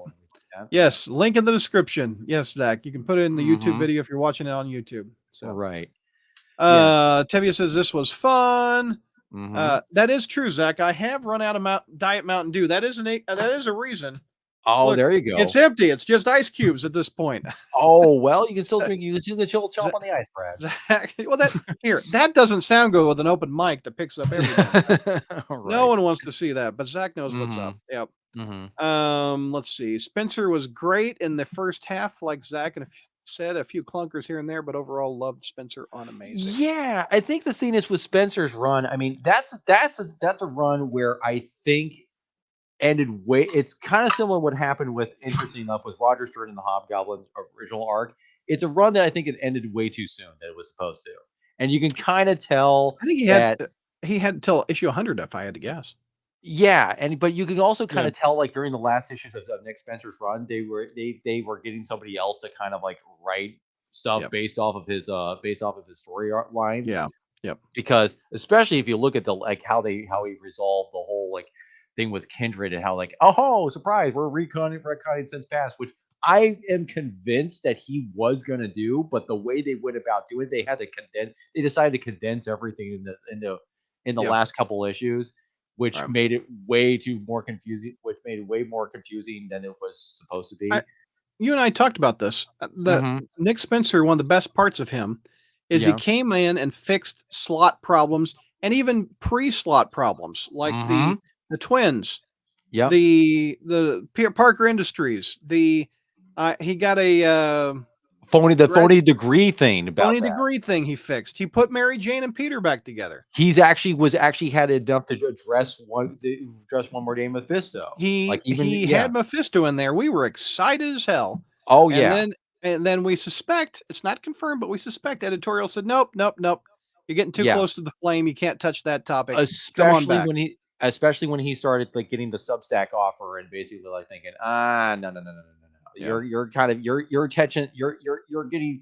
I mean, and that's the thing. I mean, even he was hinted at some of this other stuff, like when they went with Doctor Strange going to that dimension, like, hey, there's something wrong with Peter's soul in that one thing going on. Yeah. You could totally tell that there were certain things that he wanted to follow up on that he never got around to doing. Yeah. And this is funny. Zach says he interviewed the artist that drew the Morbius issue, and he never even spoke to Spencer. He spoke with Lowe.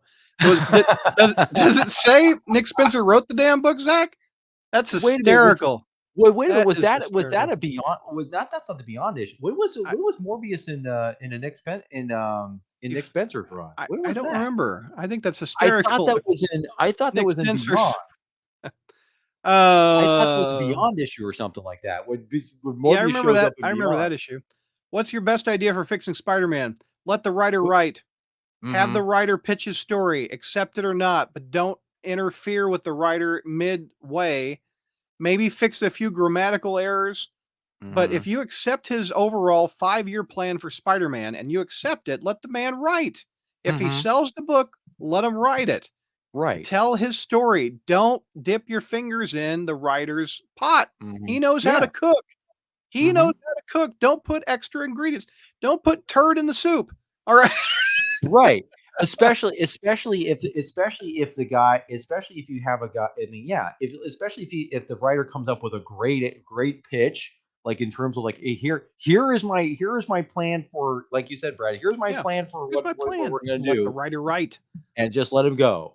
And then now, granted, you're probably going to Yeah, I mean, and certainly there you could do like certain stories and everything like this. Like, so you can do interesting avenues with there like this.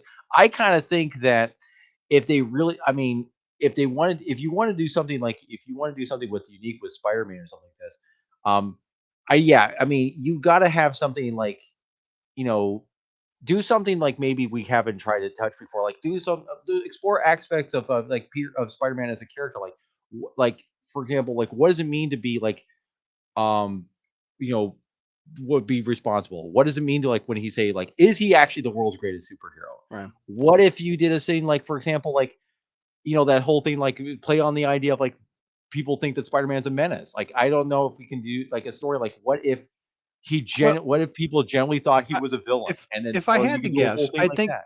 Marvel has mandates Hmm. of you can't do X, Y, and Z. You can't Right. have Spider-Man do drugs or whatever. You can't Hmm. have him get married. Right. You can't You make him can't have give him kids because you that's going to can't age have him him too kids much. out of wedlock or something like that. Right. Yeah. You can't do And if a that. writer says, you know what, I can do a great X, Y, and Z story, let the Hmm. writer hit it. And if the book starts not selling well, fire him and get a Hmm. new one. Don't Right. have editorial write it. Oh, and that just reminded me, is on a Yeah. related note, another really good Spider-Man story that I just forgot. Um, Although it's kind of out of continuity, was Spider-Man Life Story. Yeah. Zdarsky That did a was great job. that was great. That was a great. I mean, it was one of those things. Granted, you kind of wish it kind of got fleshed out a little bit more because Yeah. he tried to condense everything like a year, like 10 years, a decade's worth into Yeah. one issue for 6 times. But still, yeah, that's probably one of the best Spider-Man stories that has come out. I think Yeah. in like years, but it's Yeah. an out of continuity story because I mean, Right. but it's a neat premise. It works really well for what it is, Yep. and actually the characterization wise, they're actually in character, even though it does take interesting avenues. And in Yeah. some cases, certain avenues you kind of wish happened, like Right. the idea of you know the Venom symbiote bonding with Craven, which kind of like Yeah. was a pretty cool idea. I mean, All right, Mike, I am out of okay. gas. What's your final thoughts, sir? Okay, my final thoughts is here's the thing. I won't be upset if my prediction if Yeah. my prediction for what happens in what did Peter do, like if it doesn't come to pass or anything like this. But I will say that I do find it interesting that Marvel is trying to milk this up and they're trying to do like the last 2 issues of the story like in supersized arcs. Almost like you're kind of wondering, maybe we probably should have done this earlier and resolve this mystery box, way sooner. So we're trying to have to make up for lost time because we really need to get out of this thing. That's probably why they have to have 2 supersized issues for it because they Yeah, I was realize, just looking at that. When we did the at the top of the show, I didn't look at price. Look at yeah, this. I just noticed it now. $7 for $7, 56 pages.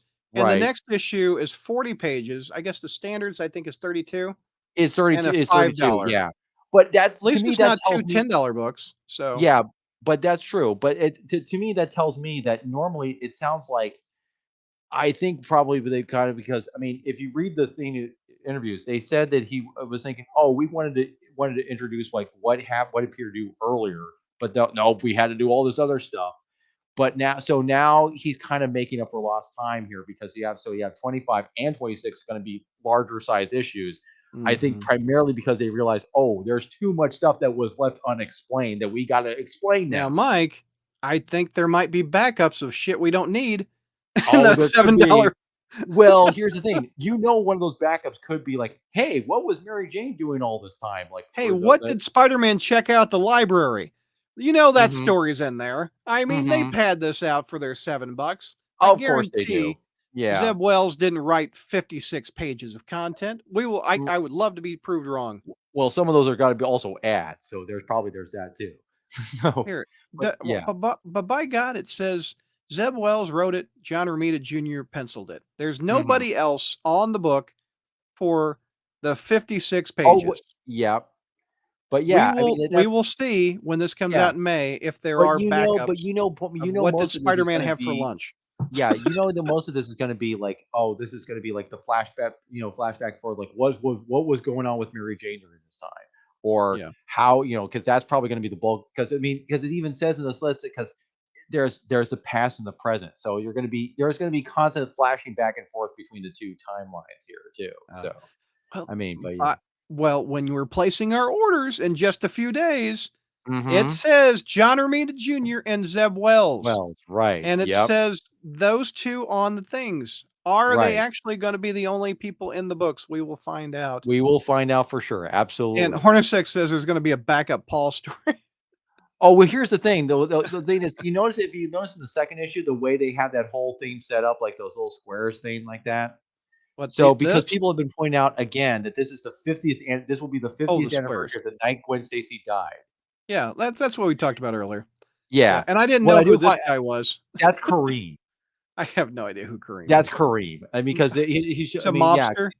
Yeah, he's the guy. He's the guy that Spider-Man saved, and then eventually he was working with end up part of that whole thing where Tombstone duped Spider-Man into getting rid of the rose for him. Of course, if you read the latest issue, Kareem's back and he's like, and Spider-Man's like, "Hey, it's my good buddy Kareem," and all this other Kareem, stuff. Yeah. All right. That final thoughts. I appreciate you guys staying on. I didn't expect to go for 2 hours and 40 minutes off of 2 months. But thank you for the super chats, everybody. Thank you for the birthday wishes. Thank you to Mike for coming in. Thank you for everybody. My pleasure, Brad. And also happy birthday to you as well. Thank you. Appreciate it. Appreciate it. All right. We'll be back probably in March. I don't think I have any shows lined up. I still have a lot to edit and get out. Review. What would be the next review show then? I say the beginning of March. We've talked about, and I talked about, I need a little bit of a break, but here I am doing this. But I think we're going to do the review shows in March. Okay. Which is just about a week and a half away. So yes, and we probably will, and hopefully maybe get the taste of like what did Peter do, and so what did Peter do? We've got Dark Web to wrap up and review. We've got that Black Cat double date. Don't forget to wear your rubbers. I mean, oh gosh, what was it? Wear your don't forget to wear your raincoat. Raincoat, sorry. well, the joke, the same deal. Hey, Aunt May, hey, she had that. She probably has more than enough experience hanging out with J. Jonah Jameson's dad. Because you know what? If you don't wear your raincoat, you get trouble, and Aunt May knows about trouble. Yes. All right. Yes, that's right. We are out, everybody. Thanks for watching. All right.